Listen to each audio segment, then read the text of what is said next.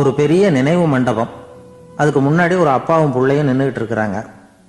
அந்த வழியாக போகிறவங்க வர்றவங்கெல்லாம் அந்த இடத்துல நின்று அது என்ன மண்டபம் அப்படின்னு விசாரிக்க ஆரம்பித்தாங்க.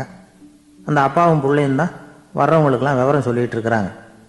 அதாவது இந்த இடத்துல ஒரு பெரிய மகான் சமாதி ஆயிருக்கார். அவர் சமாதியான இடத்துல இந்த நினைவு மண்டபத்தை கட்டியிருக்கிறோம் அப்படின்னாங்க. ஊர் பூரா இந்த செய்தி பரவிச்சு. நிறைய பேர் அந்த இடத்த தேடி வர ஆரம்பித்தாங்க.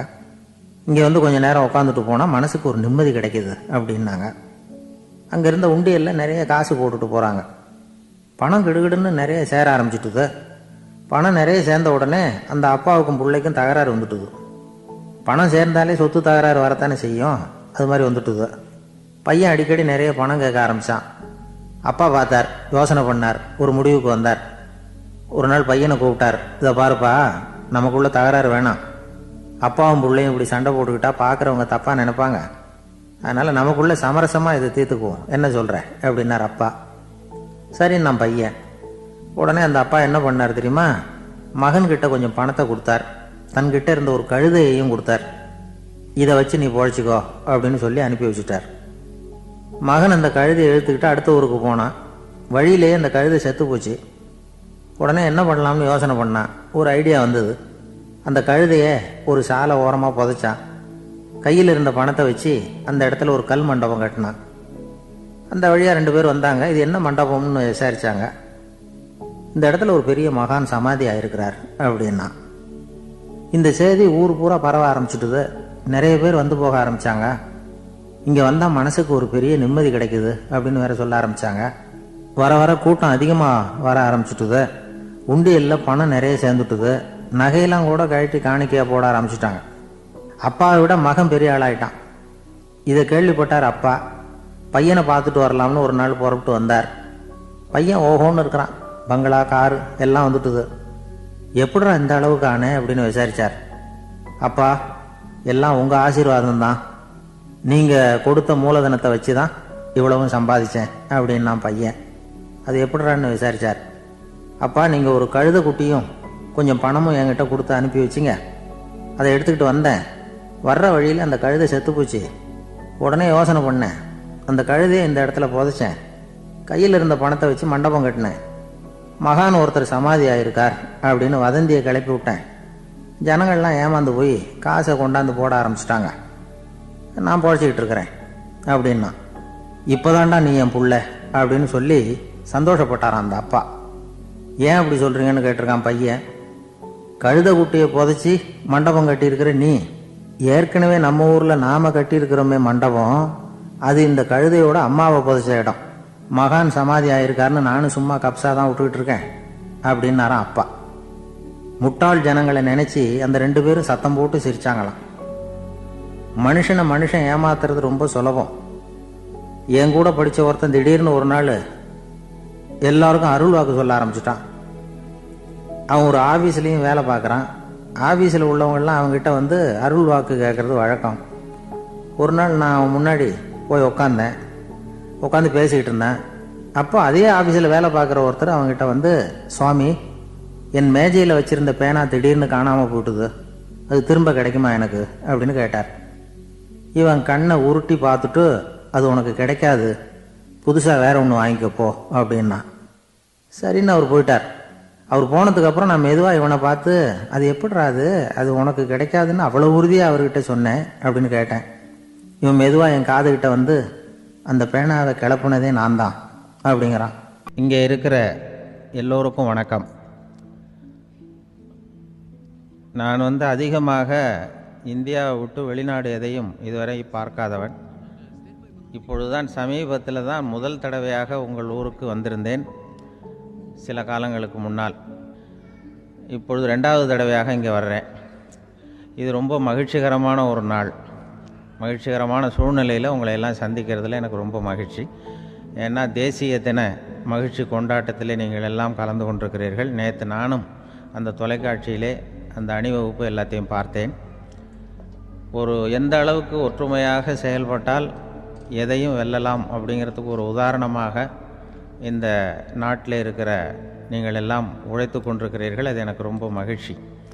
இப்படி ஒற்றுமையாக இருந்தால் எவ்வளோ பெரிய வியாதியை கூட விரட்டி போடலாம் அப்படிங்கிறது மாதிரி நிரூபித்திருக்கிறீர்கள். அதனால் உங்களெல்லாம் சந்திக்கிறதுல எனக்கு ரொம்ப மகிழ்ச்சி. எனக்கு இது மாதிரி இவ்வளவு பெரிய கூட்டத்தில் என்னோட வந்திருக்கிற பெரியவர்கள் பேசி பழக்கம். நான் அதிகமான கூட்டத்தில் பேசி பழக்கம் இல்லை. ஆனால் ரேடியோவில் ஒரு 20-25 வருஷம் பேசியிருக்கிறேன். அதனால் எனக்கு எதிரில் கூட்டமே இல்லாமல் பேசி தான் பழக்கம். அது வெறும் மைக்கு மட்டும் இருக்கணும், எதிரில் யாரும் இருக்கக்கூடாது. அப்படியே ரேடியோவில் பேசி பழக்கப்பட்டதுனால ஒரு பெரிய பிரம்மாண்டமான கூட்டத்தை பார்த்தது எனக்கே ஒரு மாதிரியாக இருக்கும். அதனால் கூட்டம் இல்லாமல் எனக்கு இப்போ கூட நீங்கள் எல்லோரும் எழுந்திரிச்சு வெளியில் போயிட்டால் ரொம்ப நல்லா பேசுவேன். நீங்கள் வெளியில் இருந்துட்டு கேட்கணும், ஏன்னா அப்படியே பழகி போச்சு. இருந்தாலும் இதில் எனக்கு என்னென்னா, இப்போ தமிழ்நாட்டில் நான் பலதரப்பட்ட கூட்டத்தில் பேசி சமீப காலத்தில் பேசியிருக்கிறேன். இந்த எல்கேஜி யூகேஜி படிக்கிற குழந்தைகள் முன்னாடி என்ன பேச சொல்லுவாங்க, எல்கேஜி யூகேஜி அந்த குழந்தைகள். அப்போ நான் எப்போ முடிக்கணுங்கிறது எனக்கு தெரியும். ஏன்னா அதுக்கு ஒரு அறிகுறி. அந்த குழந்தை என்ன பண்ணணும்னா மொதல் வரிசையில் இருக்கிறது அப்படி தரையை கீறும். கேச்சுன்னா அது போதும் அப்படின்னு அதுக்கு முடிச்சுக்கோன்னு அர்த்தம். அதை பார்த்து தான் நான் முடிச்சுக்கிறது வழக்கம். கொஞ்சம் பெரிய ஹைஸ்கூல்னால் யாராவது பசங்க 2-3 பேர் கொட்டாவி விடுவாங்க, அதை பார்த்து அதை முடிச்சுக்கிறது வழக்கம். கல்லூரின்னா விசில் அடிப்பாங்க யாராவது 1-2 பேர். இப்படி எனக்கு பலதரப்பட்ட எப்போ முடிக்கணுங்கிறதுக்கு அப்படிலாம் அறிகுறி உண்டு. எனக்கு ரொம்ப பிடிச்சது என்னென்னா, இந்த முதியோர் இல்லங்கள் இருக்குது பாருங்கள். முதியோர் இல்லம், பென்ஷனர் அசோசியேஷன்லாம் இருக்குது தமிழ்நாட்டில். எல்லாம் 60-70 வயசுக்கு மேற்பட்டவர்கள். அவங்க கூட்டத்தில் பேசுகிறது தான் எனக்கு ரொம்ப பிடிக்கும். ஏன்னா நான் பாட்டுக்கு பேசிக்கிட்டே இருப்பேன், அவங்களும் அசையாமல் கேட்டுக்கிட்டு இருப்பாங்க. அதுக்கு என்ன காரணம்னா காது கேட்காது. அது எனக்கு அப்புறம்தான் தெரியும். பேசி முடிச்சுட்டு இறங்கி போனால் அந்த மொதல் பெஞ்சில் உட்காந்துருக்கிற ஒரு நாற்காலில், என்ன சார் முடிச்சிட்டிங்க போல் இருக்கு அப்படிம்பார். எப்படி சார் கண்டுபிடிச்சிங்க, அதான் இறங்கி வந்தீங்கல்ல அப்படிம்பார். அதனால் அது மாதிரி கூட்டத்தில் ஒன்றும் எனக்கு சுத்தமாக யாரும் இருக்கக்கூடாது எதிரில். இல்லைன்னா அந்த முதியோர் இல்லம் மாதிரி அப்படி காது கேட்காதவங்களாம் உட்காந்துருக்கணும். இங்கே அப்படி இல்லை, எல்லாம் ரொம்ப விழிப்போடு இருக்கீங்க, காதை திறந்து வச்சுக்கிட்டு. அது மாதிரி என்ன போன்ற ஆட்களுக்கு இது கொஞ்சம் இது பேசுகிறதும் என்ன, சில பேருக்கு என்னென்னா பேச்சு மைக்கை பார்த்ததும் எனக்கு எப்போ நேரங்காலம் தெரியாது, முடிக்கிறதுக்கு தெரியாது. அப்படியும் உண்டு பேச்சாளர்கள் பல ரகம். நான் கூட இப்போ ஒரு ஏற்பாடு பண்ணியிருக்கிறேன். என்னுடைய நண்பர் சுபாஷ்னு ஒருத்தர் வந்திருக்கார். அவர்கிட்ட சொல்லியிருக்கேன், நான் எப்போ முடிக்கணும்னு தோணுதோ அப்போ லேசாக தலையை சொறி நான் முடிச்சுக்கிறேன். என்ன கடிகாரமும் கிடையாது, ஒன்றும் கிடையாது. நான் எப்போ ஆரம்பிக்கிறேன் எப்போ முடிக்கிறேன்னு தெரியாதுன்னு சொன்னேன். இதே மாதிரி கும்பகோணத்தில் சமீபத்தில் ஒரு கூட்டத்துக்கு போகும்பொழுது அந்த ஏற்பாட்டாளரை உட்கார வச்சு, நீ முடிக்கணும்னு தோன்றப்போ தலையை சொறியா நான் புரிஞ்சுக்கிறேன்னு சொல்லிவிட்டு, பெரியோர்களே தாய்மார்களேன்னதும் உடனே தலையை சொன்னார். என்னையா அது உள்ளேன்னா, இல்லை இது தலை அரிக்குது அதனால் சொல்லிடுறேன், நீ அது வேறு மாதிரியாக சொல்லுவேன்னு சொன்னார். அப்படி ஒருத்தர் ஏற்பாடு பண்ணி உட்கார வச்சுருக்கேன் எதிரில். அவர் இன்னும் தலைக்கு கையை கொண்டு போகல, இந்த முதல் வரிசையில் உட்கார வச்சுருக்கிறேன். ஏன்னா இந்த பேசுகிறவங்களுக்கு அந்த கூட்டம் பார்த்துட்டா முடிக்கிறது எப்போ முடிக்கிறது என்ன எதுன்னு தெரியாது. அது ஒரு பேச்சாளர் அவர் பாட்டு பேசிகிட்டே இருந்தாராம், ரொம்ப நேரம் பேசிகிட்டு இருந்திருக்கார். பேசிகிட்டு இருந்தால் ஒன்றும் புரியல, நேரங்காலம் தெரியல. அவருக்கே தோணி ஒரு கட்டத்தில் அந்த பேசுகிறவருக்கு, ஐயா மன்னிச்சுக்கோங்க, நான் ரொம்ப நேரம் பேசிட்டேன் போல் இருக்கு, எவ்வளோ நேரம் பேசினேன்னு எனக்கே ஞாபகம் இல்லை, இந்த கை கடிகாரத்தை கூட பார்க்க மறந்துட்டேன், என்னை மன்னிச்சுக்கோங்க அப்படின்னாராம். அப்போ கோபமாக ஒருத்தர் எழுந்திரிச்சு, ஏன்யா கடிகாரத்தை தான் மறந்தேன், பின்னாடி மாட்டிருக்கிற கேலண்டரையாவது பார்க்கக்கூடாதா அப்படின்னாராம். அப்போ தான் தெரியுது அவன் வாரக்கணக்கில் பேசிக்கிட்டு இருந்திருக்கான். போன வெள்ளிக்கிழமை ஆரம்பித்து இந்த சனிக்கிழமை முடிக்கிறது மாதிரி அப்படி ஆகிடும். ஏன்னா கடிகாரமும் கிடையாது. அது மாதிரி பேசுகிற பேச்சு ஆனால் பேசுனா என்ன சொல்லுவாங்கன்னா, எந்த பேச்சை கேட்டாலும் ஒரு தன்னம்பிக்கை வரணுமா கேட்குறவங்களுக்கு, அதுதான் நல்ல பேச்சு அப்படின்னு சொல்லுவாங்க. கேட்குறவங்களுக்கு ஒரு தன்னம்பிக்கை, வாழ்க்கையில் ஒரு பிடிப்பு வரணும், தன்னம்பிக்கை வரணும். அப்படிப்பட்ட எண்ணத்தில் தான் அவங்கெல்லாம் நல்ல கருத்துக்களை சொல்ல வந்திருக்கிறாங்க. அது என்னென்னா, ஒரு ஒரு ஒரு ஒரு இளைஞன் எங்கெங்கேயோ வேலை தேடி இருக்கான், வேலையே கிடைக்கல. உடனே ஒரு தண்டவாளத்தில் போய் தற்கொலை பண்ணி தண்டவாளத்தில் தலையை வச்சு படுத்துட்டானான். யாரும் வேலை கொடுக்கல, தண்டவாளத்தில் போய் தற்கொலை பண்ணி எடுத்து படுத்துருக்கான். அப்போது 2 பக்கமும் திரும்பி பார்க்குறான், ரயிலே வரல. என்ன தற்கொலை பண்ணால் கூட ரயில் வர மாட்டேங்குது அப்படின்னு சொல்லிட்டு பார்த்துருக்கேன். அப்போ யாரோ ஒருத்தர் பேசிகிட்டு இருக்கார், ஒரு திடலில் கூட்டம், பெரியவர் பேசிகிட்டு இருக்கார். நம்ம அந்த பெரியவர் போய் கொஞ்ச நேரம் அந்த கூட்டத்தையாவது கேட்டுட்டு வருவோம், நீ ரயில் வர்ற பாட்டை காணும், அப்புறம் வந்து தலை வச்சு படுத்துக்குவோம் அப்படி நேராக அந்த கூட்டத்துக்கு போனால் ஒரு திடலில் ஒரு பெரிய மனுஷன் பேசிகிட்டு இருக்கார். தன்னம்பிக்கை, வாழ்க்கையில் வந்து இளைஞர்கள் ரொம்ப தன்னம்பிக்கையோடு இருக்கணும் அப்படி இப்படின்னு பேசிகிட்டு இருக்கார். இவன் போய் உட்காந்து கேட்டான். இந்த இளைஞன் 1 மணி நேரம் கேட்டான். 2000 பேர் உட்காந்து கேட்டுக்கிட்டு இருந்தாங்க. உடனே முடிஞ்சு கூட்டம் முடிஞ்சுது, கூட்டம்லாம் கலைஞ்சி போச்சு. அந்த பெரியவர் பேசிக்கிட்டு இருந்தாரே அவரை போய் இவன் சந்தித்தான். இளைஞன், ஐயா, நான் வந்து தற்கொலை பண்ணிக்கணுங்கிற எண்ணத்தோடு வந்தேன், தண்டவாளத்தில் தலையை வச்சு படுத்தேன், ரயில் வரல, அந்த நேரம் உங்கள் பேச்சு குரல் தான் கேட்டுது, நான் வந்து உங்கள் பேச்சை கேட்டேன், 1 மணி நேரம் கேட்டேன், கேட்டு முடித்ததுக்கப்புறம் என்னுடைய எண்ணத்தை நான் மாற்றிக்கிட்டேன், நான் இனிமேல் தற்கொலை பண்ணிக்க மாட்டேன் அப்படின்னா. அவர் பேச்சாளருக்கு ரொம்ப பெருமை, இதுதான் ஒரு பேச்சுக்கு அடையாளம், இப்படி தான் இருக்கணும். சரி, அந்த முடிவுக்கு எப்படி நீ வந்தேன்னு கேட்டார். இப்போ உங்கள் பேச்சை இந்த கூட்டத்தில் எவ்வளோ பேர் கேட்டுக்கிட்டு இருந்தாங்க சார் அப்படின்னு கேட்டான். ஒரு 2000 பேர் இருக்கும்பா அப்படின்னார் அவர். அப்போ அந்த இளைஞன் சொன்னானா, ஒரு 2000 பேரை ஒரே நேரத்தில் சாகடிக்கிற நீ உயிரோடு இருக்கிறப்போ நான் எதுக்கு சார் சாகணும்? நான் இது வரைக்கும் யாருக்கும் எந்த கெடுதலும் பண்ணலை, நான் இனிமேல் சாக மாட்டேன் சார்ட்டு போயிட்டானா. அப்படி கேட்குறவங்களுக்கு ஒரு தன்னம்பிக்கை வரணும். அது வந்து எப்படியோ வந்தால் போகிறோம். இப்போ எங்கள் பேச்சை கேட்டுவிட்டோம், அந்த ரகத்தில் வந்தாலும் சரிதான். வாழ்க்கையில் ஒரு பிடிப்பு வரணும் அப்படிங்கிறது தான் ஒரு சிறந்த பேச்சுக்கு அடையாளம்னு சொல்லுவாங்க. அப்படி வந்து அது பண்ணுறது.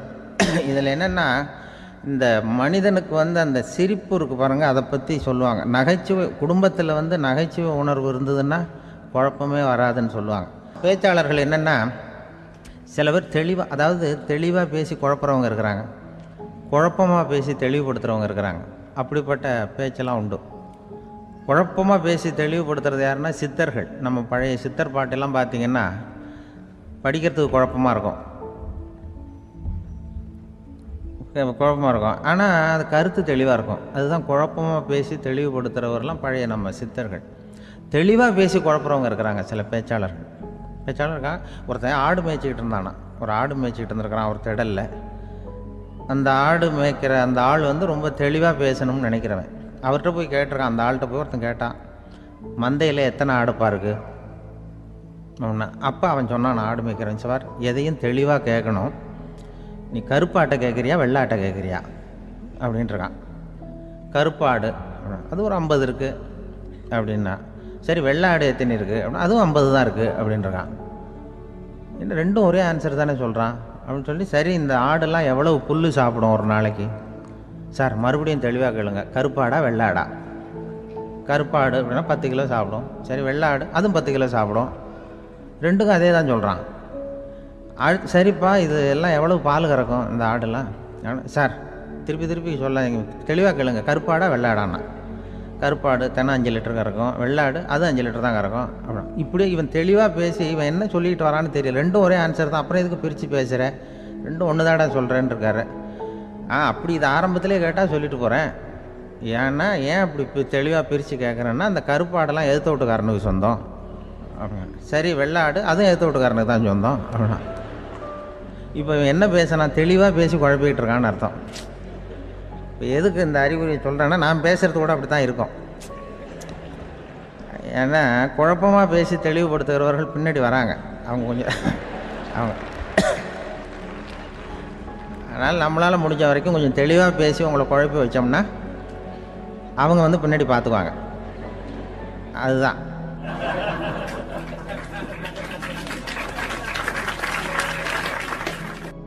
எனக்கு எங்கள் ஊர்லேயே ஒரு பேர், எங்கள் ஊர் நண்பர்கள் கூட இங்கே வந்திருக்கிறாங்க. எங்கள் ஊரில் இருக்கிறவங்க இந்த ஊரில் வேலை பார்க்குறாங்கங்கிறது எங்கள் ஊர் பக்கத்து ஊர் இப்போ தான் தெரியும். வந்த பிறகு நண்பர்கள்லாம் வந்து பார்த்தாங்க. எங்கள் ஊர் பையங்கள்லாம் இங்கே இருக்கிறாங்கங்கிறது எனக்கு இப்போ தான் தெரியும். எங்கள் ஊரில் அவங்களுக்கு தெரியும் எனக்கு பேர் என்னென்னா, எல்லாம் நல்லா செய்வேன், கொஞ்சம் பொய் சொல்லுவேன் அப்படிம்பாங்க. அதுக்கு இப்போவும் சொல்லுவாங்க. எங்கள் ஊரில் ஒரு பெரியவர் கேட்டார், உனக்கு சின்ன வயசுலேயே உனக்கு ரேடியோவில் வேலை கிடைக்கும்னு எனக்கு தெரியும்ப்பா அப்படிம்பார் ஒரு தாத்தா. அது எப்படி தாத்தா உங்களுக்கு தெரியும், அவ்வளோ தீர்க்க தரிசனமா? ஆனால் இல்லை, நீ சின்ன வயசில் கூட ஒரு பொய்யை கூட நிஜ மாதிரி பேசுவேன், அதனால தான் உனக்கு அங்கே வேலை கிடச்சிது அப்படின்னு சொல்லுவாங்க. அது மாதிரி இந்த பொய் சொல்கிறதுல கொஞ்சம் அதுதான் என்கிட்ட உள்ள குறையை தவிர, கொஞ்சம் பொய் சொல்லுவேன், வேறு மற்றதெல்லாம் தெளிவாக இருக்கும்.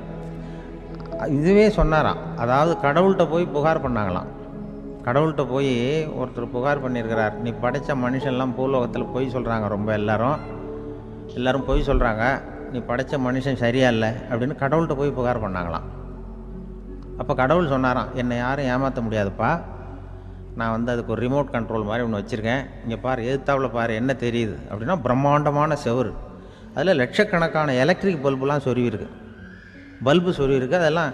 அப்போ கடவுள் சொன்னாராம், புகார் சொன்னவனை கூப்பிட்டு, இதை பாருப்பா, எலக்ட்ரிக் பல்பு, பூலோகத்தில் நாம் படைத்த மனிதர்கள் யாராவது பொய் சொன்னால் இங்கே விளக்கு எரியும், எந்த ஏரியாவில் எவ்வளவு விளக்கு எரியுது அப்படிங்கிறத பார்த்து நான் கண்டுபிடிச்சிருவேன், நான் படைத்த மனிதர்களை என்னை ஏமாற்ற முடியாது, எவ்வளவு பேர் எங்கே பொய் சொல்கிறாங்கிறது இந்த விளக்கை பார்த்து கண்டுபிடிச்சிருவேன் நான் கடவுள். இப்படி சொல்லிகிட்டு இருக்கும்பொழுது எல்லா விளக்கம் எரிஞ்சுதான். அப்போ புகார் பண்ணவங்க கேட்டிருக்கான், இது ஏதாவது ஒயரிங்கில் கோளாறாக இருக்குமா சார், இது ஏன் இப்படி எல்லாம் எரியுது அப்படிங்கிறப்ப கடவுள் சொன்னாராம், இல்லை இப்போ இப்போ வந்து சிங்கப்பூரில் தென்கட்சி சுவாமிநாதன் பேசிக்கிட்டு இருக்கார், இன்னும் ஒரு 15-20 நிமிஷத்தில் சரியாக போடும் அப்படின்னாராம். அப்படி சொல்லுவாங்க என்னை பற்றி கொஞ்சம் பொய் சொல்கிறதுங்கிறது, அதுக்காக உங்ககிட்ட வந்து பொய் சொல்ல முடியாது. நான் பொய் சொல்கிறதுனா அந்த முன்னாடி சொன்னேன் முதியோர் இல்லம், அங்கே வேணால் சொல்லலாம், எதை சொன்னாலும் கேட்க போகிறதில்ல, அப்படி சொல்லலாம். ஏன்னா இப்போ இதில் என்னென்னா, இவங்க ஐயாக்கெல்லாம் இங்கே வந்ததும் பெரியவங்கள்லாம் சொன்னாங்க, முஸ்தபா சார்லாம் சொன்னார், இங்கே வந்து முன்னாடிலாம் எங்கள் மனிதர்கள் எந்த அளவுக்கு இப்போ வந்து ரொம்ப ஆக்கப்பூர்வமாக வளர்ந்துருக்கிறார்கள். முன்னாடிலாம் சினிமா நடிகர்களுக்கு தான் இது மாதிரி கூட்டங்கள்லாம் வரும், சினிமா சம்மந்தப்பட்டவங்களுக்கு இது மாதிரி ஏதாவது நல்ல விஷயங்களை பேசுகிறவங்களுக்கு கூட்டம் வர்றது வந்து ஒரு பெரிய ஆரோக்கியமான அறிகுறி, எங்களுக்கெல்லாம் ரொம்ப மகிழ்ச்சியாக இருக்குது சார்னு சொன்னார். அது இப்போ அதுக்கு தான் வந்திருப்பீங்க, வேறு ஒன்றும் இப்போ எங்கள் முகத்துக்காக வந்திருக்க போகிறீங்க, அப்படி ஒன்றும் கவர்ச்சியான முகமா அதுவும், அதனால் வந்து முகத்தை பார்க்குறதுக்கு தான் வந்திருக்கிறாங்க அப்படின்னு சொல்லி. ஆனால் இந்த ரேடியோவில் நான் கொஞ்ச காலம் வெளியில் தெரியாமல் இருந்தேன். அப்போ என்ன பண்ணுவாங்கன்னா, என்ன வருவாங்க எங்கள் ரேடியோ ஸ்டேஷனுக்கு வருவாங்க, சார் அந்த தினம் ரேடியோவில் பேசுகிறாரு இன்று ஒரு தகவல், அவர் முகத்தை பார்த்துட்டு போகணும் சார் அப்படின்ட்டு வருவாங்க. ஏன்னா இப்போ தொலைக்காட்சியில் வர்றதில்லை, அதில் என்னென்னா அப்படி ஒரு தடவை வர்றவங்க அடுத்த தடவை வர்றதில்லை. அப்போ தான் புரியுது, ஓஹோ அவங்க ஆள் யாருன்னு தெரிஞ்சுக்கிறதுக்கு தான் வராங்க, வேறு ஒன்றும் ஒரு பெரிய கவர்ச்சி. அதனால் இந்த கூட்டம் வந்து ஏதோ என்னோட கவர்ச்சின்னா அவர் ஐயா சுகிசிவம் கொஞ்சம் கவர்ச்சியாக தெரிகிறார், அதனால் அவருக்காக வந்த கூட்டமாக வேணா இருக்கலாம், வேறு எனக்கு அந்த நம்பிக்கை இல்லை. ஐயா சாலவன் பாப்பாவுக்கு சுத்தமாக அந்த நம்பிக்கை இருக்காது. அதனால் நாங்கள் வந்து ஏமாந்து போட மாட்டோம், ஏதோ எங்களை பார்க்க தான் வந்திருக்கிறாங்க எல்லோரும் அப்படின்னு. என்ன அவங்களுக்கு கருத்துன்னா, நல்ல குடும்பம் நல்ல மகிழ்ச்சியாக வாழ்வது எப்படி, நல்ல குடும்பத்தை எப்படி நடத்துறது, இது மாதிரி நல்ல கருத்துக்களை இப்போ ஜனங்கள்கிட்ட பரிமாறிக்கணும்னு இந்தியாவிலையும் தமிழ்நாட்டிலையும் சில நிகழ்ச்சிகளை அவங்க நடத்திட்டு இருக்கிறாங்க. என் கூட வேலை பார்க்குறப்போ ஒரு அம்மா இருந்தாங்க, அவங்க எப்போதும் அவங்க வீட்டுக்காரர் படத்தையே வச்சுருப்பாங்க, கையில் பத்திரமா வச்சுருப்பாங்க, அவ்வளவு மரியாதை மதிப்புன்னு சொல்லி நாங்கள்லாம் அவங்கள பெருசாக நினைப்போம். இது எதுக்குமா அவங்க வீட்டுக்காரர் படத்தை பத்திரமா இல்லை கையிலேயே வச்சுருக்கீங்களே, ஆஃபீஸுக்கெல்லாம் எடுத்துகிட்டு வந்து வச்சு அடிக்கடி எடுத்து பார்த்துக்குவாங்க, அவ்வளவு பிரியமாக அவங்க வீட்டுக்காரர் இல்லை. ஆமாம், எனக்கு வந்து ஏதாவது பிரச்சனை வந்துவிடுதுன்னா உடனே எங்கள் வீட்டுக்காரர் படத்தை எடுத்து பார்ப்பேன். பரவாயில்ல, இப்படி ஒரு இதாக, ஆமாம் இதை பார்த்துட்டு நினச்சிக்குவேன், இதை விட பிரச்சனை வேறு என்ன இருந்துட போகுது உலகத்தில் அப்படின்னு நினச்சிக்குவேன், உடனே எனக்கு எல்லாம் போயிடும் அப்படின்ட்டு தான். அப்படி ஒரு அம்மா இருந்தாங்க, இப்போ இருக்காங்க, வேலை பார்த்துக்கிட்டு இருக்காங்க. அப்படிலாம் நீங்கள் இங்கே இருக்கிற தாய்மார்கள் பெண்கள் யாராவது அப்படி கூட பண்ணலாம். யாரா எப்போதுமே உங்கள் வீட்டுக்காரர் படத்தை கையில் வச்சுக்கோங்க, அது ஒரு யோசனை, குடும்பம் குதூகலமாக இருக்கிறதுக்கு அது ஒரு யோசனை. அதே மாதிரி இவங்களும் அவங்க படத்தை வச்சுக்கலாம், வச்சுக்கிட்டு பிரச்சனை வரும்பொழுது பார்த்துக்கணும், இதை விட நமக்கு என்ன வந்துட போகுது பெருசாக அப்படி தான் இருக்கணும். குடும்பம் வந்து நல்லபடியாக இருக்கணும்னா அதுக்கு இப்போ சொல்லுவாங்க, கடவுளே வந்து ஒரு வீட்டு கணவன் வீட்டு தலைவர் கனவுல வந்தாராம். கடவுள் வந்து இது மாதிரி உன்னை விட்டுட்டு உங்கள் குடும்பத்தை உன்னையெல்லாம் விட்டுட்டு போக போகிறேன்னா, அதனால் ஏதாவது வர வேணும்னா கேட்டு போய் வாங்கிக்கோ அப்படின்னு கடவுள் சொன்னாராம் அந்த குடும்ப தலைவர்கிட்ட. அவருக்கு என்ன கேட்குறதுன்னு புரியல, கடவுள் வந்து விட்டுட்டு போகிறேங்கிறாரு, ஏதாவது வரம் கேட்டுக்கோ அப்படின்னு. நம்ம என்ன பண்ணுறது, என்ன கேட்குறதுன்னு ஒன்றும் புரியல, குழம்பிக்கிட்டு இருந்தான் அந்த ஆள் கனவுல. இப்போ கடவுள் சொன்னாரா, சரி நீ ரொம்ப குழப்பமாக இருக்க, நாளைக்கு மறுபடியும் உன் கனவுல வரேன் அதுக்குள்ளே நீ முடிவு பண்ணி வை. உனக்கு என்ன வரம் வேணுமோ கேட்டு வாங்கிக்கோ, உனக்கு வரம் கொடுத்துட்டு நான் போயிடுறேன், உன்னை விட்டுட்டு போகிறதா நான் முடிவு பண்ணிட்டேன் அப்படின்ட்டுருக்காரு கடவுள். சரி, ஒரு நாள் அவகாசம் கொடுங்க, நாளைக்கு நான் அதுக்குள்ளே முடிவு பண்ணி வைக்கிறேன்ட்டு அவர் வந்தார். மறுநாள் முழிச்சுக்கிட்டு மனைவி, மகன், மக்கள் எல்லாரையும் கூப்பிட்டார், குடும்பத்தில் எல்லாரையும். அப்படி வாங்க, இது மாதிரி நேற்று கனவுல வந்தார் கடவுள், நம்மளை விட்டுட்டு போக போகிறாராம், என்ன வரம் வேணும்னு கேட்டு வாங்கிக்கோ அப்படின்னு இப்போ சொல்லிட்டார். என்ன கேட்குறதுன்னா அப்படின்னு அந்த கணவன் கேட்குறான். இந்த மனைவி சொல்கிறாங்க, என் உடம்பு பூரா நகையாக இருக்கணும் அப்படின்னு கேள் அப்படின்ட்டுருக்கு. அதுக்குள்ளே அந்த ஒரு பொண்ணு ஓடி வந்து, அப்படிலாம் கேட்காதப்பா கடவுள்கிட்ட, இப்போ இருக்கிற சொத்து எவ்வளோ இருக்கோ அதுபோல் இன்னொரு பங்கு வேணும்னு கேள் அப்படின்னு. அந்த பையன் வந்து அவன் வேறு சொன்னான், அவன் அது நமக்கு வந்து இது போல் ஒரு 10 பங்காவது வேணும், 2 பங்களா, கார் வேணும் அப்படின்னு அவன் ஒரு லிஸ்ட்டை கொடுத்தான். இவர் என்ன கேட்குறதுன்னு முடிவு பண்ணுறதுக்குள்ள அங்கே வேலை செய்கிற அம்மா, ஒரு வயசான அம்மா வந்திருக்கு, வேலை செய்கிற அம்மா. அது வந்து சொல்லிச்சான் இவர்கிட்ட, தப்பாரு கடவுள்கிட்ட அப்படிலாம் கேட்காதப்பா, நாளைக்கு வரும்பொழுது என்ன வர வேணும்னா எங்கள் குடும்பத்தில் எல்லாரும் அன்பாக இருக்கணும், பாசமாக இருக்கணும்னு கேட்டு வாங்கிக்கோ வரத்தை. அன்பு பாசம் குடும்பத்தில் எப்போதும் நிலவணும்னு கேட்டு வாங்கிக்கோ, வேற எல்லாம் நம்ம பார்த்துக்கலான்னு அந்த பெரியம்மா சொல்லிச்சான். மறுநாள் அதே மாதிரி படுத்து தூங்கினார். கடவுள் கனவுல வந்தார். வந்து கேட்கும்பொழுது இவர் சொன்னாராம், ஐயா எனக்கு வந்து எங்கள் குடும்பத்தில் நாங்கள் கணவன், மனைவி, புள்ள, குட்டி எல்லாம் பாசமாக இருக்கணும், அன்பாக இருக்கணும், இதுதான் எங்களுக்கு வர வேணும் அப்படின்னு கேட்டாராம். இவர் கேட்டதும் கடவுள் வந்து தலையை சொரிய ஆரம்பிச்சிட்டாராம். ஏன் என்ன யோசிக்கிறீங்கன்னு கேட்டிருக்காரு. நீங்கள் அன்பாக பிரியமாக இருந்தீங்கன்னா அப்புறம் ஏன் நான் உங்களை விட்டுட்டு போக போகிறேன், நான் ஏற்கனவே இல்லைங்கிறதுனால தான் உங்களை விட்டு போகலாம்னு முடிவு பண்ணியிருந்தேன். இப்போ நீங்கள் ஏற்கனவே பாசமாக இருந்தீங்கன்னா நான் இனிமேல் போக மாட்டேன், அதனால் ஏன் முடிவை மாற்றிக்க வேண்டியதுதான், உங்கள் கூட தான் இருக்க போகிறேன்னாராம். இப்படி ஒரு கதை சொல்லுவாங்க. அதனால் ஒரு குடும்பத்தில் அந்தந்த உறவு முறைகள் சரியாக இருக்கிற வரைக்கும் எல்லாம் நல்லாயிருக்கும். அங்கே தான் இறைவன் வாழும் இல்லம்ங்கிறாங்களே, அதுதான் அது. அதில் அந்த குடும்ப தலைவருங்கிறவர் கணவன் அப்படிங்கிறதுனால அவருக்கு தான் பொறுப்பு. அவருக்கு நிறைய சகிப்புத்தன்மை வேணும், கோபம் வரக்கூடாது, யார் என்ன சொன்னாலும் போகணும். சில கணவன்மார்கள் வந்து எது சொன்னாலும் மனைவி வந்து தட்டுறதில்லை. அங்கே போனால் போவாங்க, எதுக்கு போக சொல்கிறேன்னு கேட்குறதில்ல, போகிறது. இங்கே வான்னா வர்றது. திருவள்ளூர் மனைவி இருந்தாருன்னு சொல்கிறாங்கல்ல, அது மாதிரி. அது எப்படின்னா ஒருத்தர் சொன்னார், அது அப்படி இல்லை, அதுக்கு ஒரு கதை சொன்னார். ஹிட்லர் வந்து வந்தாராம் ஒரு தடவை, ஒரு பெரிய கப்பல் மேலே, கப்பலுடைய மேல் தளத்தில் ஹிட்லர் வந்துக்கிட்டு இருக்கார். ஒரு இங்கிலீஷ் கேப்டன் எதிரில் நிற்கிறான். அவனுக்கு பெரிய ஆச்சரியம், இந்த ஆள் எப்படி இப்படி ஒரு தனி மனிதனாக இருந்துக்கிட்டு உலகத்தையே இப்படி இந்த பாடுபடுத்துகிறார் அப்படின்னு சொல்லி, உன்னுடைய வெற்றிக்கு என்ன காரணம்னு கேட்டாராம் அந்த இங்கிலீஷ் கேப்டன். இப்போ ஹிட்லர் சொன்னாராம், என்னுடைய வெற்றிக்கு காரணம் என்கிட்ட வேலை செய்கிற ஊழியர்கள். நான் கிழிச்ச கோட்டை தாண்ட மாட்டாங்க, நான் என்ன சொல்கிறேனோ அதை உடனே செய்வாங்க, ஏன் எதுக்குன்னு எதிர்த்து பேச மாட்டாங்க, அதுதான் என்னுடைய வெற்றிக்கு காரணம் அப்படின்னு சொல்லி அதை நிரூபித்து காட்டுறேன் பார் அப்படின்னு சொல்லி கையை தட்டினாராம் ஹிட்லர். உடனே ஒரு சிப்பாய் எங்கேருந்து வந்து லெஃப்ட் ரைட்னு போட்டு வந்து சல்யூட் பண்ணி நின்னான். உடனே ஹிட்லர் சொன்னார், நீ அப்படியே இந்த கப்பல் மேல் தளத்துலேருந்து அப்படி கடலில் விழுந்து செத்து போடா அப்படின்னு பொத்துன்னு குதிச்சுட்டான். எதுக்கு சொல்கிறேன் என்ன இதில், உடனே குதிச்சு செத்து போட்டான். இவருக்கு பெரிய ஆச்சரியம் கேப்டனுக்கு. ஹிட்லர் சொன்னார், இதுதான் என்னுடைய வெற்றிக்கு காரணம், தப்பார் இன்னொருத்தனை கூப்பிட்றேன் அப்படின்னு தட்டினா, இந்த பக்கத்துலேருந்து ஒருத்தன் வந்தான், லெஃப்ட் ரைட்னு வந்து நின்னா, நீ இப்படி குதிச்சு செத்து போடா அப்படின்னு பொத்துன்னு குதிச்சுட்டான். எதுக்கு போக சொல்கிறீங்கன்னு ஒன்றுமே கேட்கல, குதினா உடனே குதிச்சுட்டான். அப்போ ஹிட்லர் சொன்னார், இதே மாதிரி என்னுடைய ஒவ்வொரு ஊழியர்களும் இருக்கிறாங்க, நானும் ஊழியர்களை இழக்கிறதுக்கு தயாராக இல்லை, தயாராக இருப்பேன் எப்போதும், தப்பார் இன்னொருத்தரன் தட்டுறேன்னு இன்னொருத்தர் வந்தார். எதிர்த்தாப்புலேருந்து ஒருத்தன் லெஃப்ட் ரைட் சல்யூட் அடித்தான். நீயும் குதிச்சு செத்து போடான்ருக்கார் ஹிட்லர். இவனால் பொறுக்க முடியல, இந்த இங்கிலீஷ் கேப்டன் அனாவசியமாக ஒவ்வொருத்தனாக குதிச்சுட்றானேன்னு சொல்லி ஓடி போய் அவனை குதிச்சிட்டான். குதிக்கிறதுக்கு முன்னாடி பிடிச்சி தனியாக எடுத்துகிட்டு போட்டான். தனியாக எடுத்துகிட்டு போய் அந்த சிப்பாய்கிட்ட கேட்டாரான் அந்த இங்கிலீஷ் கேப்டன், ஏன்ப்பா அந்த ஆள் குதிக்க சொல்கிறான்னா நீ ஏன் எதுக்குன்னு கேட்குறது இல்லையா, உடனே குதித்து செத்து போகிறீங்களே, இதெல்லாம் என்ன அநியாயம் அப்படின்ட்டுருக்கான் அந்த இங்கிலீஷ் கேப்டன் கையை பிடிச்சிக்கிட்டு. உடனே அந்த சிப்பாய்க்கு கோவம் வந்துட்டு தான், உடையா கையை, இவன்ட்ட வேலை பார்க்குறத விட உழுந்து செத்து போகலாம், நான் குதிக்கிறான், என்ன அனாவசியமாக எதுக்கே இருக்க சொல்கிறேன் அப்படின்னு சொல்லி குதிச்சுட்டானா. அதனால் இந்த உடனே சொல்கிறத செய்கிறாங்க பாருங்கள், அவங்கள நம்பக்கூடாது. கணவன்மார்களுக்கு ஒரு எச்சரிக்கை, சொல்கிறத உடனே செஞ்சுருவாங்க மனைவி, நீ அங்கே போனால் போங்க வரணும் அது ஹிட்லர் மாதிரி நினைக்கிறாங்கன்னு அர்த்தம்.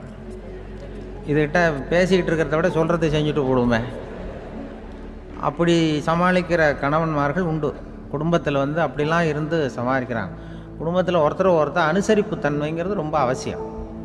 கணவன் மனைவின்னா அனுசரித்து போகணும்னு சொல்லுவாங்க. அதாவது ஒரு கணவன் அதுக்காக தான் அந்த காலத்துலலாம் ஒரு வீட்டுக்கு வந்து மாப்பிள்ளை தேடுறதுங்கிறது ஒரு பெரிய குடும்பத்தை நிர்வகிக்கிற அளவுக்கு ஒரு கணவனாக வரக்கூடிய எப்படி இருக்கணும் அப்படின்னா, அந்த காலத்தில் புலி வேட்டைக்கு போகணும். ஒரு பொண்ணுக்கு மாப்பிள்ளை தேடுறதுன்னா நம்ம தமிழ் பழக்கம் என்னென்னா, காட்டுக்கு போய் ஒரு புலியை வேட்டையாடிட்டு வரணும். அந்த புலி பல்லு அல்லது நகத்தை கொண்டுட்டு வரணும் அந்த இளைஞன். அதை வந்து வீட்டில் கொடுப்பான். அதை தான் கட்டி அதை வந்து இதாக கட்டுவாங்க, மாலையாக போடுவாங்க, தாலியாக கட்டுவாங்க. அதாவது வீரம் இருக்கா பையனுக்குன்னு பார்ப்பாங்க. ஒரு பொண்ணு வேணும்னா நீ முதல்ல வீட்டுக்கு பொண்ணு கேட்க போகக்கூடாது, காட்டுக்கு போகணும், போய் புளியை கொண்டு வா, அதுக்கப்புறம் தான் உனக்கு பொண்ணு அப்படின்னு சொல்லுவாங்க. இப்போவெல்லாம் ஏன் போகிறது இல்லைன்னா, இப்போலாம் ஒருத்தனை வந்து காட்டுக்கு போய் புலிப்பல் கொண்டு வரனா புலி தான் மாப்பிள்ளையாக வரும். அதனால தான் இப்போ போகிறதில்ல யாரும் காட்டுக்கு. அப்போ வந்து பெண்களும் வந்து ரொம்ப வீரமாக இருந்தாங்க.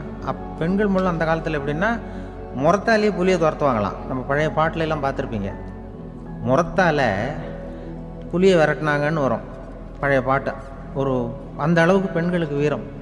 இப்போ கல்யாணம் ஆகி இந்த காலத்தில் ஒரு கணவனை வந்து விரட்டிட்டு வந்தாங்களாம் முறத்தை எடுத்துக்கிட்டு. ஒரு மனைவி, அவன் பயந்துட்டு வெளில ஓடி வரான், பின்னாடி முறத்தை எடுத்துகிட்டு அந்த அம்மா ஓடி வருது. இவனை தனியாக பிடிச்சி கொண்டு போய், என்னப்பா இந்த மனைவிட்டு இப்படி பயந்து ஓடி வரையே, முறத்தால் துரத்துறா இப்படி வரையே அப்படின்னு தான் அவன் அப்படியே தடுமாறிக்கிட்டு, அதெல்லாம் ஒன்றும் இல்லை, அவன் என்னை புலியாக நினைக்கிறா அப்படின்னு ஒரு பெருமையாக சொல்லிட்டானான். அந்த காலத்தில் புலியை தான் முறத்தால் விரட்டினாங்க, இப்போ புருஷனை விரட்டுறாங்க அப்படின்னு சொல்லி. அப்படி அந்த காலத்தில் வந்து கணவனுக்கு ஒரு குடும்பத்தை நிர்வகிக்கிற திறமை இருக்கா, உடல் வலிமை தான் முக்கியம். இப்போ கூட மதுரை பக்கத்தில் ஐயாவுக்கு தெரியும், அந்த இளவட்டக்கல்லுன்னு ஒரு ஊர். இப்போ ஊருக்கு ஊர் எல்லையில் கிடக்கும். ஊர் எல்லையில் ஒரு பெரிய கல் கிடக்கும். அந்த ஊருக்கு பொண்ணு கேட்க போகிறவங்க அந்த கல்லை தலைக்கு மேலே தூக்கி காட்டணும். அப்படியே தூக்கி தலைக்கு மேலே வசதி கீழே போடணும்.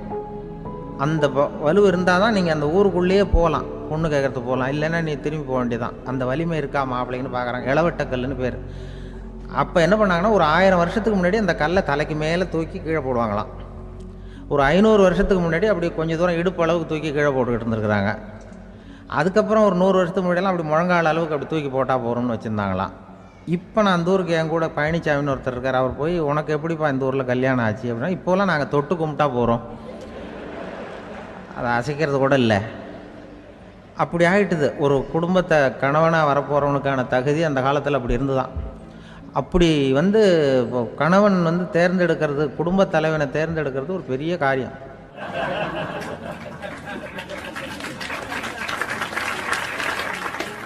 ஒரு பெரிய செல்வந்தர் போட்டி வச்சாராம், ஒரு நீச்சல் குளம், அதில் யார் வேணாலும் குதித்து அந்த பக்கம் போய் கரையிடலாம். அந்த நீச்சல் குளத்தில் விஷப்பாம்புலாம் கிடக்குது. யார் துணிஞ்சி அந்த விஷப்பாம்பு இருக்கிற குளத்தில் குதித்து அந்த பக்கம் போய் கரையேறானோ அவனுக்கு ஒரு 100 ஏக்கர் நிலம் கொடுப்பேன், அது வேண்டான்னா ஒரு 1000 ஆடு கொடுப்பேன், அதுவும் வேண்டான்னா என் பொண்ணை கொடுப்பேன் அப்படின்னு போட்டி வச்சார். அதான் மாப்பிள்ளையை தேர்ந்தெடுக்கிறதுக்கு அவர் ஒரு வழி, நீச்சல் குளத்தில் குதிச்சு கரையேறணும். இப்போ அந்த ஊரில் இருக்கிற இளைஞர்கள்லாம் வந்து பார்க்குறாங்க அந்த குளத்தில் குதிக்கணும்னு. ஆனால் குளத்தில் வெறும் விஷப்பாம்புலாம் கிடக்கு. இது என்ன பண்ணுறதுன்னு பார்த்தா யாருமே குதிக்கிறதுக்கு தைரியம் வரல.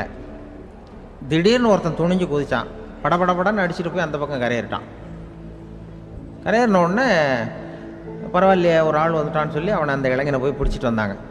அந்த பெரியவர் கேட்டார், ஏப்பா இவ்வளவு பெரிய விஷப்பாம்பெல்லாம் கிடக்கிற நீச்சல் குளத்தில் நீ துணிஞ்சு குதித்து கரையேறி இருக்கிற, உனக்கு என்ன 1000 ஏக்கர் நிலம் கொடுத்துறவா, 100 ஏக்கர் நிலம் கொடுக்கவா சொல்கிறப்படி அப்படின்னா, வேண்டாம் சார்ன்றான். ஓஹோ அப்படின்னா ஒரு 1000 ஆடு வேணுமா உனக்கு அப்படின்னா, அதுவும் வேண்டாம் சார்.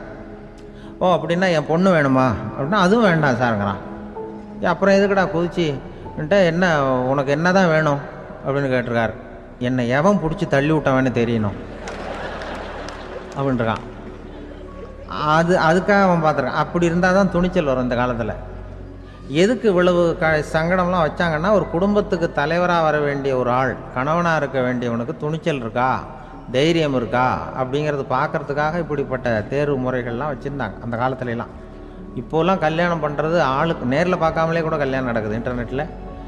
இப்போ சர்டிஃபிகேட் கேட்குறாங்க, நோய் நொடி இல்லாமல் இருக்காரா பார், காட்டுக்கெலாம் போக வேண்டாம், நேராக ஆஸ்பத்திரிக்கு போய் ஒரு சர்டிஃபிகேட் வாங்கிட்டு வா, உனக்கு ஒன்றும் வியாதி இல்லைன்னு ப்ரூவ் பண்ணு, அதுக்கப்புறம் பார்த்துக்கலாம், மற்றதை பேசுவோம் அப்படின்னு சொல்லி அப்படி இருக்குது நிலைமை. அதனால் குடும்பத்தில் வந்து அந்த கணவனாக இருக்கிற வேண்டியவனுக்கு பொறுப்பு அதிகம். ஏன்னா எல்லாத்தையும் அனுசரித்து போக வேண்டியதாக வந்தான். அப்படி தான் இருக்குது. அது ஒன்றுக்கு மேலே இந்த கல்யாணம் பண்ணிக்கிறாங்க, அது ரொம்ப அவஸ்தை. ஒருவனுக்கு ஒருத்திங்கிறது நம்ம இதெல்லாம் சொல்கிறது. ஒன்றுக்கு மேற்பட்ட திருமணங்கள் வந்து சங்கடத்தில் தான் கொண்டு வந்து விடும். நிறைய சொல்லுவாங்க, உலகத்திலேயே ஒரு பெரிய இது என்ன தெரியுங்களா, இயற்கை நிர்ணயம் பண்ணுது. இப்போ நம்ம சில பேருக்கு எனக்கு பொம்பளை பிள்ளை வேண்டாம் ஆம்பளை பிள்ளை வேண்டான்னு சொல்லி இந்த ஸ்கேன் பண்ணி என்னென்னவோ பண்ணிகிட்டு இருக்கிறாங்கல்ல. ஆனால் இயற்கை அந்த 50-50 ரேஷியோவை அது மெயின்டைன் பண்ணிகிட்ருக்கு. இந்த உலகத்தில் ஒரு அதிசயமான உண்மை என்னென்னா, 116 ஆம்பளை பிள்ளை பிறந்தா 100 பொம்பளை பிள்ளை பிறகுதான். உலக அளவில் 116 ஆம்பளை பிள்ளை பிறந்தா 100 பொம்பளை பிள்ளை பிறகுது. இது எதுக்கு 16 அதிகமாக பிறக்குதுன்னா, அந்த வாலிப வயசு அடையிறதுக்குள்ளே 16 செத்து போகுது. 16 அங்கங்கே ஓடுறது கொஞ்சம் முரட்டுத்தனமாக போகிறதுனால செத்து போகுது. அந்த 50-50 இந்த ஒருத்தருக்கு ஒருத்தங்கிற ரேஷியோவை இயற்கை மெயின்டைன் பண்ணிகிட்டு இருக்கு. அது ஒரு பெரிய அதிசயம். அதை விட பெரிய அதிசயம் என்னென்னா, இந்த உலக யுத்தம் நடந்ததில்ல, முதல் உலக யுத்தம், 2வது யுத்தம், அப்போ பார்த்துருக்குறாங்க, கணக்கு எடுத்துருக்குறாங்க. அந்த யுத்தம் முடிஞ்ச பிறகு 116 ஆம்பளை பிள்ளைக்கு பதிலாக 160 170 பிறக்க ஆரம்பிச்சு தான். 100 பெண் குழந்தைக்கு 170 180 ஆண் குழந்தை. இது எதுக்குன்னா, அந்த போரில் செத்து போகுதில்ல ஆம்பளை பிள்ளைகள், அதை ஈடுகட்டுறதுக்காக அதிகமாக பிறக்க ஆரம்பிச்சிருக்கு. அந்த அளவுக்கு இயற்கை ஒரு பெரிய ரேஷியோவை மெயின்டைன் பண்ணுது. அதாவது ஒருவனுக்கு ஒருத்திங்கிறத அது சொல்லிகிட்டு இருக்கு. புறாவெல்லாம் வளர்த்திங்கன்னா, நான் கூட புறா வளர்த்துருக்குறேன் ஊரில். புறா வளர்த்திங்கன்னா ஒரு தடவைக்கு 2 முட்டை தான் விடும் ஒரு வீட்டுக்கு. அந்த 2 முட்டையும் குஞ்சு பறிச்சுன்னா அதில் ஒன்று ஆணாக இருக்கும், ஒன்று பொண்ணாக இருக்கும். அது எந்த முட்டை ஆண் எந்த முட்டை பெண்ணுங்கிறத இயற்கை நிர்ணயம் பண்ணுது. அதை நம்ம மாற்றவே முடியாது. ரெண்டையும் அந்த பெண்ணாவோ 2 ஆணாவோ மாற்ற முடியாது நம்ம. அதனால் அந்த இயற்கையை புரிஞ்சுக்கிட்டு நாம் நடந்துக்கணும். அதனால தான் ஒரு கணவன் ஒரு மனைவி, அதான் ஒருத்தருக்கு ஒருத்தங்கிறது. ஒன்றுக்கு மேலேனா சங்கடம் தான். ஒரு பஸ்ஸில் ரெண்டு பெண்கள் வந்துக்கிட்டு இருந்தாங்களாம். பஸ்ஸு பிரயாணம்.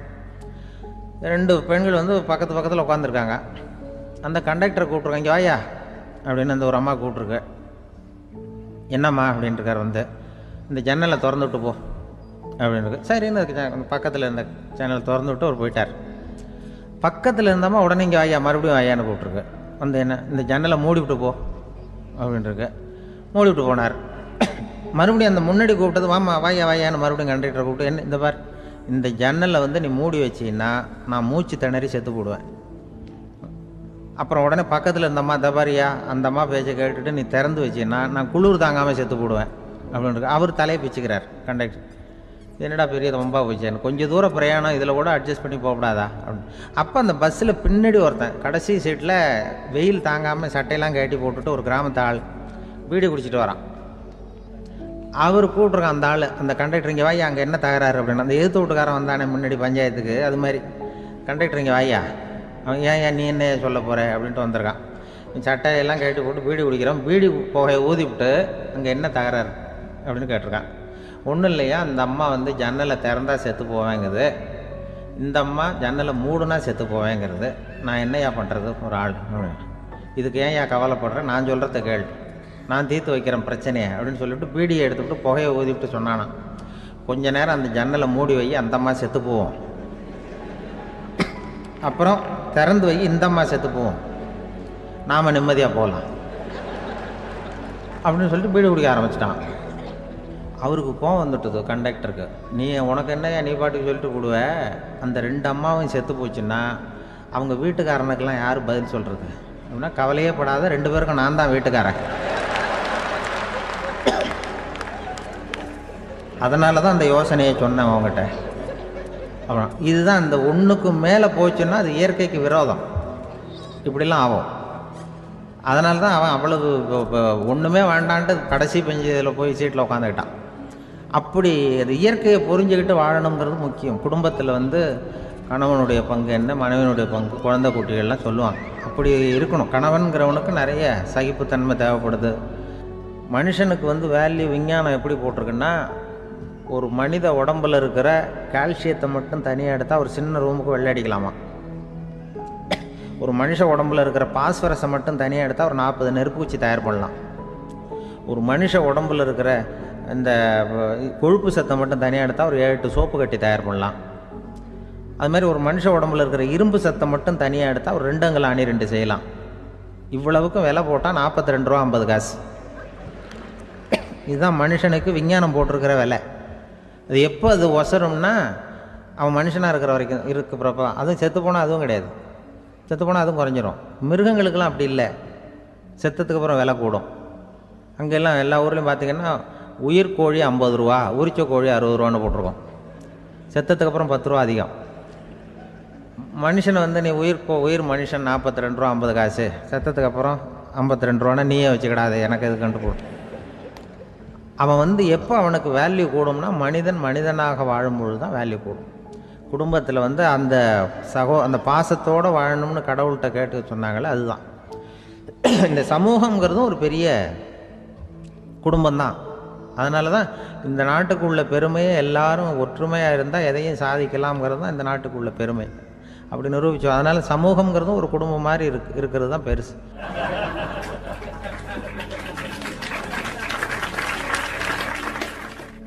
மனித நேயம்ங்கிறத பற்றி சொல்லுவாங்க. மனித நேயம் ஏன்னா ஒரு கணவனாக இருக்கணும், மனைவியாக இருக்கணும். ஒரு மனுஷன் வந்து இன்றைக்கி வந்து மனிதனாக இல்லை, மனித நேயம் குறைஞ்சி போச்சு. குடும்ப உறவுகள்லாம் ரொம்ப மாறி போச்சுன்னு சொல்கிறேன். இப்போ நாகரிகத்தில் அப்படி தான் இருக்குது. ஒரு இதில் ஒருத்தன் என்ன பண்ணியிருக்கிறான், ஒரு சின்ன பையனை கொண்டு வந்தானா.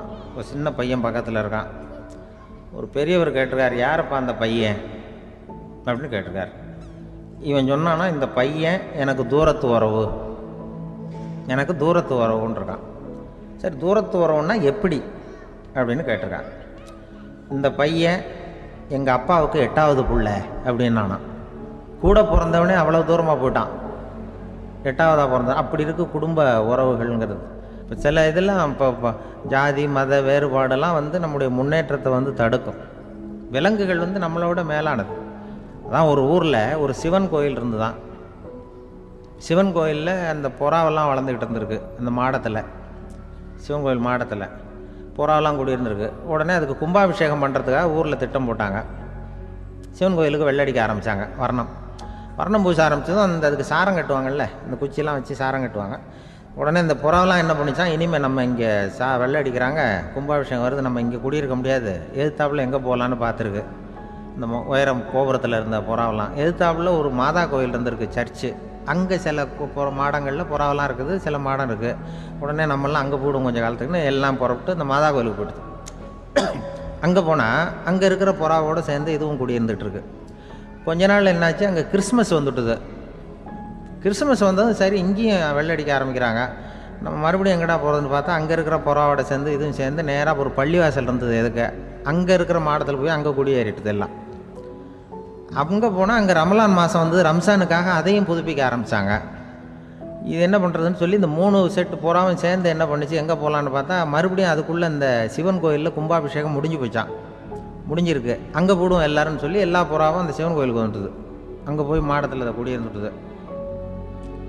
அப்போ திடீர்னு ஒரு நாள் பார்த்தா ஒரே கலவரம் பூமியில் எல்லாம் ஒருத்தன் அருவாளை தூக்கிட்டு நிற்கிறான், குச்சி எடுத்து ஒருத்தனை சுட்டுக்கிறான். ஒரே கலவரம், சத்தம், ஒரே மத கலவரம் வந்துட்டுது ஊரில்.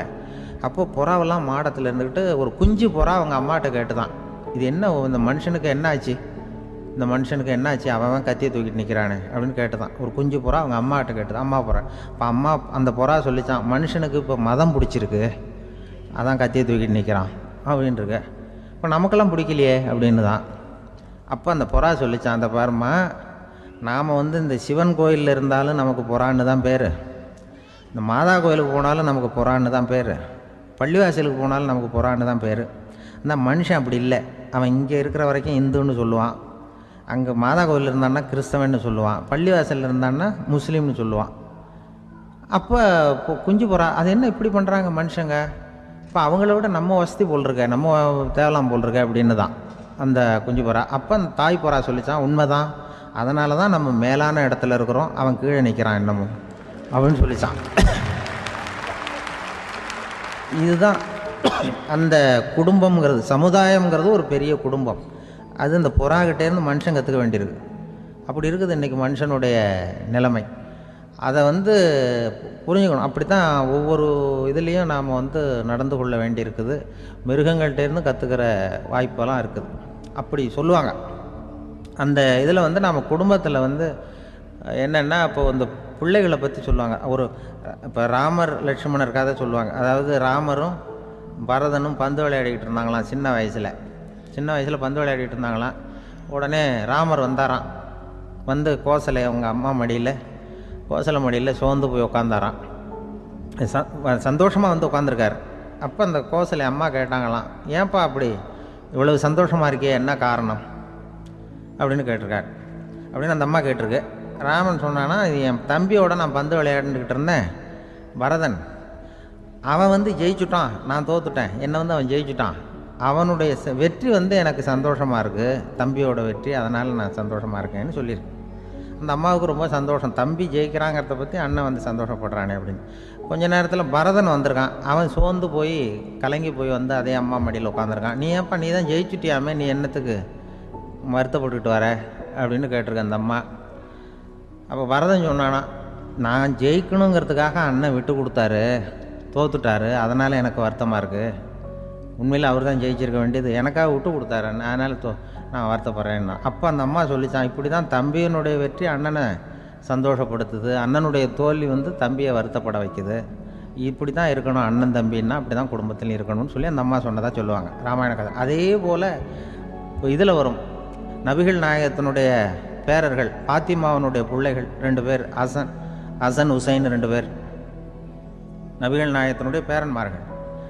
அன்னை பாத்திமாவனுடைய குழந்தைகள். ஹசனும் ஹுசைனும் பேசிக்கிறதே இல்லையா கொஞ்ச நாள். இந்த அம்மாவுக்கு அதை பார்க்குறாங்க, ஏதோ அண்ணன் தம்பிக்குள்ளே ஏதோ தகராறு போல் இருக்கு, ஏன் பேசிக்க மாட்டேங்கிறாங்க அப்படின்னு சொல்லி அந்த பிள்ளைகளை கூப்பிட்டு வச்சு அந்த அம்மா புத்தி சொல்லிச்சான். இதை பாருப்பா, நீ வந்து அண்ணன் தம்பிக்குள்ளே இது மாதிரி இருக்கக்கூடாது. உங்கள் பாட்டனார் ஒரு புத்திமதி சொல்லியிருக்காரு, உனக்கு தெரியுமா? ஒரு முஸ்லீம் இன்னொரு முஸ்லீமோடு 3 நாட்களுக்கு மேல் பேசாமல் இருந்தால் அது அவனை கொலை செய்வதற்கு ஒப்பாகும் அப்படின்னு நபிகள் நாயகம் சொல்லியிருக்கார், தெரியுமா உனக்குன்னு அந்த அம்மா சொல்லிச்சான். அப்போ அந்த தம்பிக்காரர் சொன்னாராம், ஹுசைன் சொல்லியிருக்கார், அதுவும் எனக்கு தெரியும். அதே தாத்தா பாட்டனார் என்ன சொல்லியிருக்காருன்னா, அந்த 2 பேரில் யார் முதல்ல சலாம் சொல்கிறாங்களோ, யார் முதல்ல முன்னாடி பேசுகிறாங்களோ அவங்களுக்கு சொர்க்கம் கிடைக்கும், இறைவனுடைய ஆசி கிடைக்கும்னு சொல்லியிருக்கிறார். அந்த ஆசி அண்ணனுக்கு கிடைக்கட்டுமேங்கிறதுக்காக நான் பேசாமல் இருக்கிறேன் அப்படின்னா. அந்த ராமனும் பரதனும் எப்படி இருந்தாங்களோ அப்படி தான் ஹசனும் ஹுசைனும் இருந்திருக்கிறார்கள். அந்த பாசம்தான் குடும்பத்தில் வேணும். குடும்பத்தில் அண்ணன் தம்பி எப்படி நடந்துக்கணும், அம்மா பிள்ளை எப்படி நடக்கணும் அப்படிங்கிறது தான். ஏன்னா அம்மாவுக்கு வந்து எப்போதுமே பிள்ளைங்கள் வந்து அம்மா பக்கம்தான் இருக்கும். அம்மா பிள்ளைங்க தான் அதிகம். இதில் ஒரு பெரிய நீதிபதி இருந்தார் சென்னையில், உண்மையாக நடந்தது. சென்னையில் ரொம்ப காலத்துக்கு முன்னாடி காந்தி இருந்த காலத்தில் சென்னையில் ஒரு நீதிபதி, அவர் ஒரு நாள் கோர்ட்லாம் விட்டு ரொம்ப கஷ்டப்பட்டு ராத்திரி சும்மா போய் உடனே வீட்டுக்கு வரல, கோர்ட்டினுடைய நடவடிக்கை முடிஞ்சு வீட்டுக்கு வராமல் போய் எங்கெங்கேயோ போய் சுற்றிவிட்டு அந்த நண்பர்களோடு அப்படி உல்லாசமாக அப்படி கொண்டாடிவிட்டு நடுராத்திரிக்கு வந்திருக்கிறாரு வீட்டுக்கு 1 மணிக்கு. அப்போ அந்த வயசான அம்மா வாசல்லையே காத்துக்கிட்டு இருக்கு. உள்ளே போச்சு நீதிபதி, இன்னும் வந்து சேரலேன்னு வாசல்லே நின்றுட்டு இருந்துதான். அப்போ அது வந்த உடனே பலார்னு அரைஞ்சி விட்டாங்களாம் அந்த அம்மா. ஏன்டா அவ்வளோ தூரம் எங்கே போனேன், என்ன தான் நீதிபதியாக இருந்தாலும் அவங்களுக்கு புள்ள தானே, பலார்னு அரைஞ்சி விட்டாங்க. உடனே அவர் கலங்கி போய் அழுதாராம். மறுநாள் கேட்டிருக்காங்க அந்த பக்கத்தில் இருந்தவங்க, ஏன் நீ வந்து பெரிய நீதிபதி, பெரிய பதவியில் இருக்க, அதனால் உன்னை உங்கள் அம்மா அடிச்சிட்டாங்கன்னு அழுதியா அப்படின்னு கேட்டாங்களாம். அப்போ அவர் சொன்னாராம் நீதிபதி, இல்லை, நான் வந்து இது மாதிரி எங்கள் அம்மாக்கிட்ட அடிக்கடி அடி வாங்குவேன், எப்போதும் அவங்க அடிக்கிற அடி பலமாக விழும், இப்போ அவங்க அடித்தது எனக்கு வலிக்கவே இல்லை, அந்த அளவுக்கு அவங்களுக்கு வயசாகிட்டுதே, பலம் குறைஞ்சிட்டுதேன்னு நினச்சி அழுதேன் அப்படின்னு இருக்காராம். அதுதான் புள்ள அம்மா பேரில் உள்ள பாசங்கிறது. இதே போல் நான் சொன்னது மாதிரி முன்னாடி இவர் ஒரு இறைநேச செல்வர் ஒருத்தர் இருந்தார். ஒரு அம்மா வந்து எனக்கு அப்பா தண்ணி கொடுப்பா அப்படின்ட்டு படுக்கையில் இருந்த அம்மா, இவர் ஏதோ படிச்சுக்கிட்டு இருந்தவர், ஒரு சின்ன இளைஞர், உடனே ஓடி போய் ஒரு குவளையில் தண்ணி எடுத்துகிட்டு போய் அம்மாவுக்கு முன்னாடி நிற்கிறார். முன்ன அந்த அம்மா அதுக்குள்ளே தூங்கி போச்சு. இவர் அந்த தண்ணியை வச்சுக்கிட்டு அவர் பாட்டு நிற்கிறார். விடிஞ்சு போச்சு. விடிகிற சமயத்தில் அந்த அம்மா முடிச்சு பார்க்குது, பையன் தண்ணியோட கையில் வச்சுட்டு நிற்கிறார். ஏம்மா, என்னப்பா நீ ராத்திரி பூரா தண்ணியோடு நின்றுட்டு இருக்கிறியா எனக்கா அப்படின்னு. அப்பா அவர் சொன்னாராம், ஆமாம்மா, ராத்திரி தண்ணி தாகமாக இருக்குன்னு கேட்டீங்க, உடனே தண்ணி கொண்டு வந்துட்டேன். ஓடி வந்து பார்க்கும்பொழுது நீங்கள் தூங்கிக்கிட்டு இருந்தீங்க. தூங்கிட்டு இருக்கும்பொழுது உங்களை எழுப்ப வேண்டாம், தூக்கத்தை கெடுக்க வேண்டாம்னு நான் நினச்சேன், அதனால் எழுப்பலை. தூக்கம் முழிக்கிற சமயத்தில் உடனே தாகமாக இருக்கும், தண்ணி குடிக்கணும்னு ஆசைப்படுவீங்க, அதனால் தண்ணியை பக்கத்துலேயே வச்சுக்கிட்டு நிற்கிறேன் அப்படின்னு அந்த இளைஞர் சொன்னாராம். அப்படியே கட்டி பிடிச்சிட்டு நீ பிற்காலத்தில் பெரிய அறிஞராக வருவேன்னு சொல்லி அந்த அம்மா வரணும்னு சொல்லி இறைவனை வேண்டாங்களாம். அவர் தான் இஸ்லாமிய மார்க்கத்தில், தீன் மார்க்கத்தில் பெரிய ஆளானது. அதாவது ஷர்புதீன் யாஹ்யான்னு ஒருத்தர், ஒரு பெரிய இஸ்லாமிய பேரறிஞராக வந்தார். இப்படி அம்மா பேரில் பாசமாக உள்ளவங்களாம் இருந்தாங்க நிறைய. அப்படி அந்த குடும்பத்தில் வந்து அந்த பாசம் நேசம் எவ்வளவு இருக்கோ அவ்வளவுக்கு அவர்கள் உயர்வார்கள்ங்கிறது தான் நம்முடைய பெரிய இதெல்லாம் பெரியவங்கள்லாம் சொல்லியிருக்கிறது அதுதான். அதனால தான் அந்த கணவனுடைய பங்கு என்ன, மனைவியினுடைய பங்கு என்ன, பிள்ளைகளுடைய பங்கு என்னங்கிறத பற்றி ரொம்ப விவரமாக சொல்கிறதுக்காக தான் அதை பற்றி நாம் சிந்திக்க வேண்டிய நேரம் இதுங்கிறதுனால தான். இருக்கிற எல்லாருக்கும் வணக்கம். நான் இப்பொழுது தான் முதல் தடவையாக இந்தியாவை விட்டு வெளியில் வந்திருக்கிறேன். அதுவும் உங்கள் ஊருக்கு வந்ததில் ரொம்ப சந்தோஷம், மகிழ்ச்சி. என்னை பற்றி ரொம்ப பெருமையாக பல வார்த்தைகள்லாம் சொன்னார். அவர் அவ்வளவு பெருமையாக சொன்னதற்கு காரணம் அவ்வளவு நானே அவருக்கு எழுதி கொடுத்தது.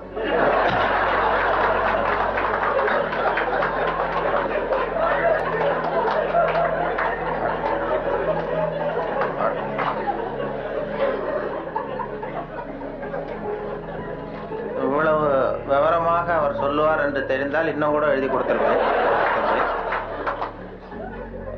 அதனால அவருக்கு முதல்ல நன்றி சொல்ல வேண்டும். எனக்கு யாரும் பொன்னாடையெல்லாம் போத்துக்கிற பழக்கம் எனக்கு அதிகமாக அனுபவம் இல்லை. யாரும் போத்துறதில்லை. நானாக போய் பேசிட்டு வருவேன். இப்படிப்பட்ட பொன்னாடைகள் இங்கே ரொம்ப அபூர்வமாக போத்துனது, அதுவும் இந்த இடத்துக்கு ரொம்ப அவசியம். அது குளிர் அதிகமாக இருக்கிறது. நான் காசு கொடுத்து பொன்னாடை போத்திக்கிறது உண்டு சில இடங்கள்ல. இதெல்லாம் கௌரவத்துக்காக போற்றப்படுகிற பொன்னாடை. காசு கொடுத்து பொன்னாடை போத்திக்கிறது உண்டு நாங்கள் இந்தியாவில். மாதம் ஒரு முறை இப்படி போத்திக்குவேன். அது யாருன்னா எனக்கு இந்த முடி வெட்டுகிற நண்பர்கிட்ட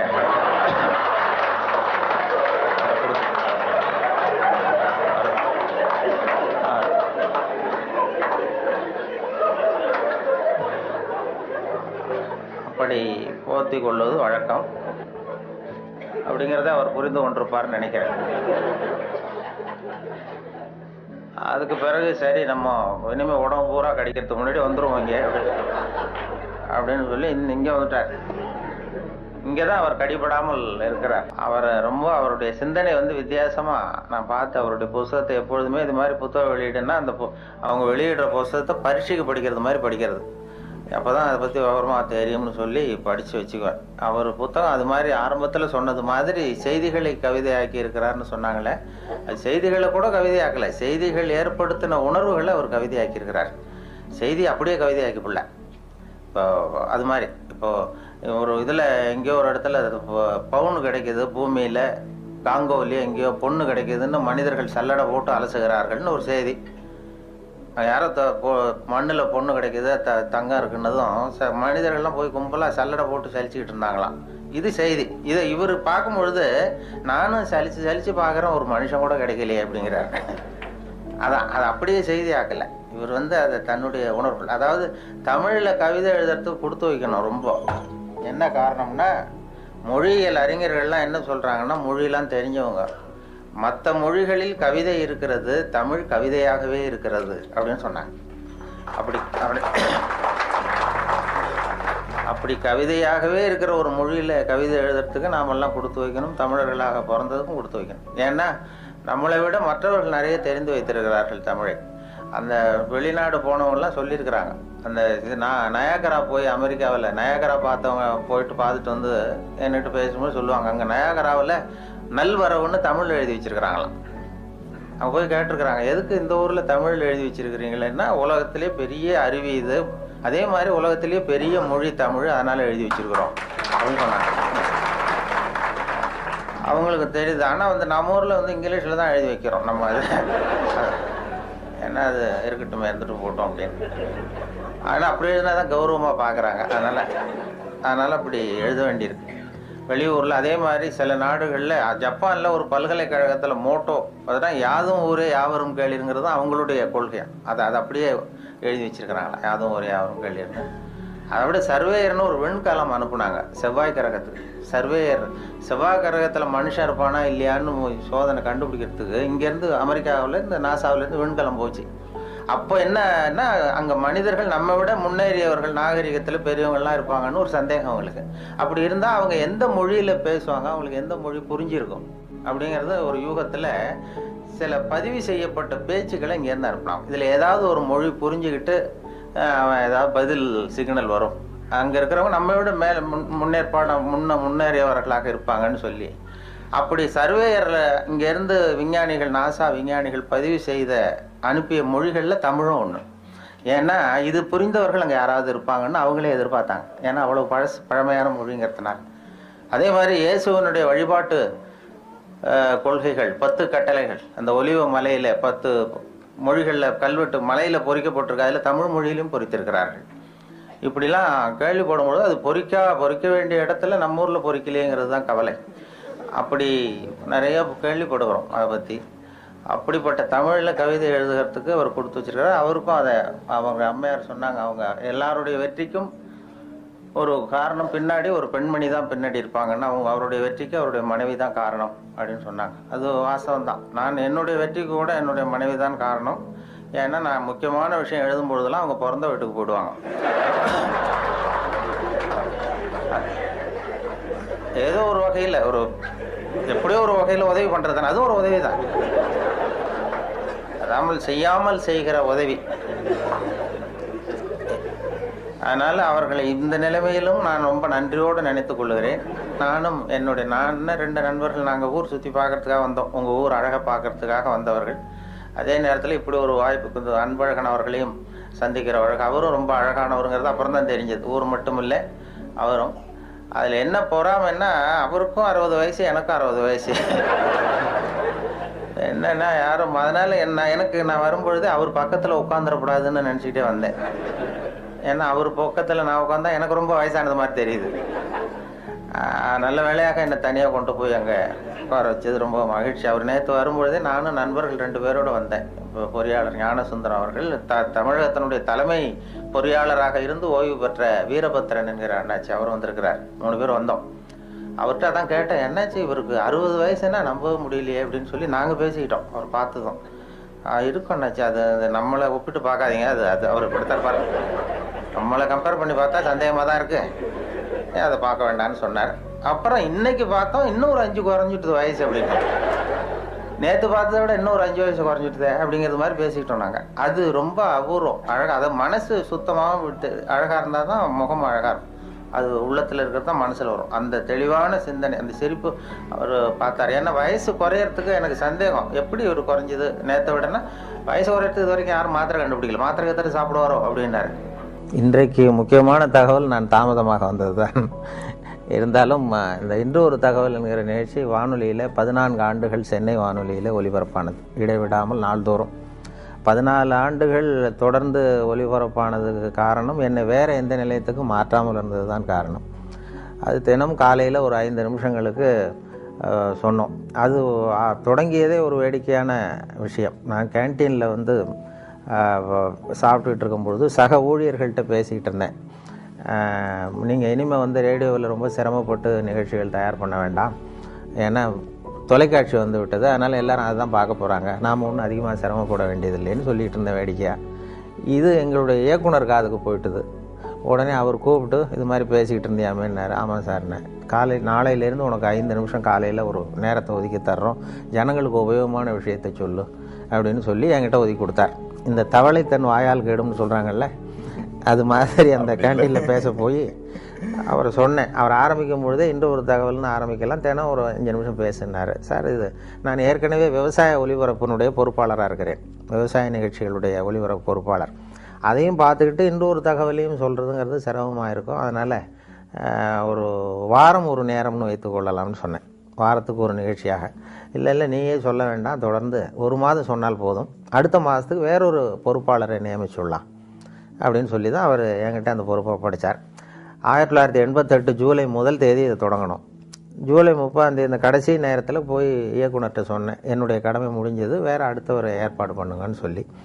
அப்போ ஐயோ அதை நான் மறந்துட்டேன், திடீர்னு இப்போ இன்றைக்கி நாளைக்கு வேறு ஒருத்தட்ட ஒப்படைச்சோம்னா அவர் சிரமப்படுவார், அதனால் இந்த ஆகஸ்ட் மாதமும் நீயே சொல்லிட்டு வா, செப்டம்பரில் மாற்றிக்கலாம்னு சொல்லி சொன்னார். நான் ஆகஸ்ட் 15 போய் சொல்ல ஆரம்பித்தேன், சார் எங்களுக்கு சுதந்திரம் கொடுங்க, எனக்கு சுதந்திரம் கொடுங்கன்னு. அவர் என்ன பண்ணார், சரி. அப்போ அந்த கடைசியில் ஒரு நாள் கூப்பிட்டார், 28ஆம் தேதி வாக்கில் கூப்பிட்டு டிஃபன்லாம் வாங்கி கொடுத்தார், சிற்றுண்டிலாம் வாங்கி கொடுத்தார். ஒரு இயக்குனர் ஊழியருக்கு வாங்கி கொடுக்குறது ரொம்ப ஆச்சரியம். எதுக்கு இப்படிலாம் வாங்கி கொடுக்குறாரு அப்படின்னு சொல்லி நான் யோசிச்சுக்கிட்டு இருந்தேன். இது வந்து நான் வெளியில் போகிற இடமெல்லாம் இது நிகழ்ச்சி நல்லா இருக்குன்னு சொல்லிட்டு இருக்கிறாங்க, அதனால் நீயே இதை தொடர்ந்து பண்ணால் நல்லாயிருக்கும் அப்படின்னு சொல்லி அதை தொடர்றதுக்காக அந்த 2 வடை ஒரு டீ வாங்கி கொடுத்தார். அந்த 2 வடைக்கும் டீக்கும் நன்றி உள்ளவனாக இது வரைக்கும் ஒரு 14 ஆண்டுகள் சொல்லிகிட்டு இருக்கேன். அது வேண்டாம்னு சொல்கிறப்ப நிறுத்திக்கலாம்னு அவர் சொன்னார். தொடர்ந்து சொல்கிறது சிரமமாக இருக்கும்னா, இல்லை நீ எப்போ வேண்டான்னு சொல்கிறேன் அப்போ நிறுத்திக்குவோம் அப்படின்னார். நான் வேண்டான்னு சொல்கிற கட்டத்துக்கு வரும்பொழுது அவர் டிரான்ஸ்ஃபர் ஆகி போயிட்டார். அதனால் அதையும் சொல்ல முடியல. 14 ஆண்டுகள் இது ஆரம்பத்தில் எனக்கு சுமையாக தெரிஞ்சுது. ஏன்னா ஒரே நிகழ்ச்சியை தினந்தோறும் சொல்ல வேண்டிய கட்டாயம் இருக்கேன்னு. அப்புறம் அது சுகமாக போச்சு, ஏன்னா அது பழக்கப்பட்டு போச்சு. அதுக்கிடையில் இந்த பார்வையற்றவர்கள்லாம் வந்து என்னை தேடி வர ஆரம்பித்தார்கள். பார்வை இல்லாதவர்கள்லாம் வந்து என்னை தேடி வந்து அது யார் இன்று ஒரு தகவல் சொல்கிறவர்னு அப்படி தடவி பார்க்குறது, முகத்தை தடவி பார்க்குறது, அப்படி ஒரு ஆர்வம் அவங்களுக்கு. என்னன்னு கேட்டால், எங்களுக்கு பல புத்தகங்களை படிக்கிறதுக்கு நேரம் இல்லை, நீங்கள் இப்போ எங்களுக்காக பல புத்தகங்களை நீங்களே படிச்சுட்டு எங்களுக்கு சொல்கிறீங்க, அதனால் இதை நிறுத்திடாதீங்க சார், தொடர்ந்து இது நடத்தணும்னு சொல்லி அவர்கள் தான் எனக்கு ஊக்கம் கொடுத்தவர்கள். அதனால் ஒரு ஊக்கமும் வந்துட்டது. இதை விடப்படாதுன்னு சொல்லி தொடர்ந்து அதை உற்சாகத்தோடு செய்ய ஆரம்பிச்சிட்டேன். இப்போ எனக்கு பிடிச்ச தகவல், ஒரு இது மாதிரி ஒரு பேட்டியில் தான் என்னை கேட்டார்கள்.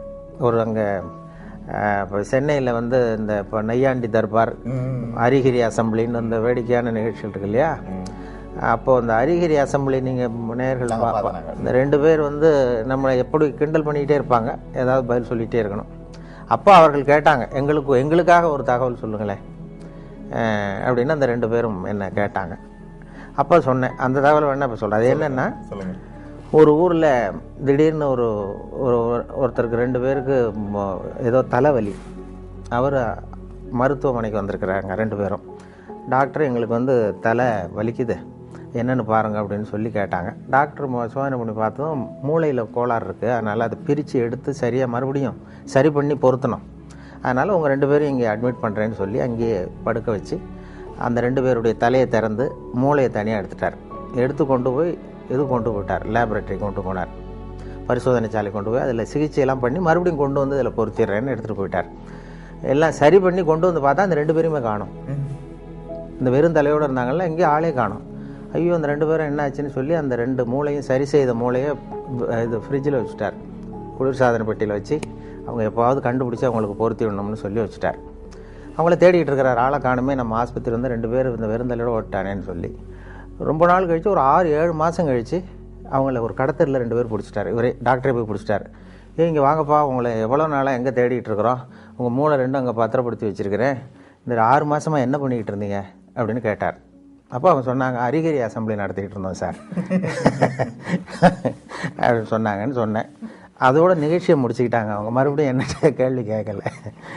இல்லை, அது மனப்பாடம் எனக்கு படிக்கிற காலத்துலேருந்தே சரியாக வராது, அதனால தான் பலமுறை ஃபெயிலாக இருக்கிறேன் தேர்வில்.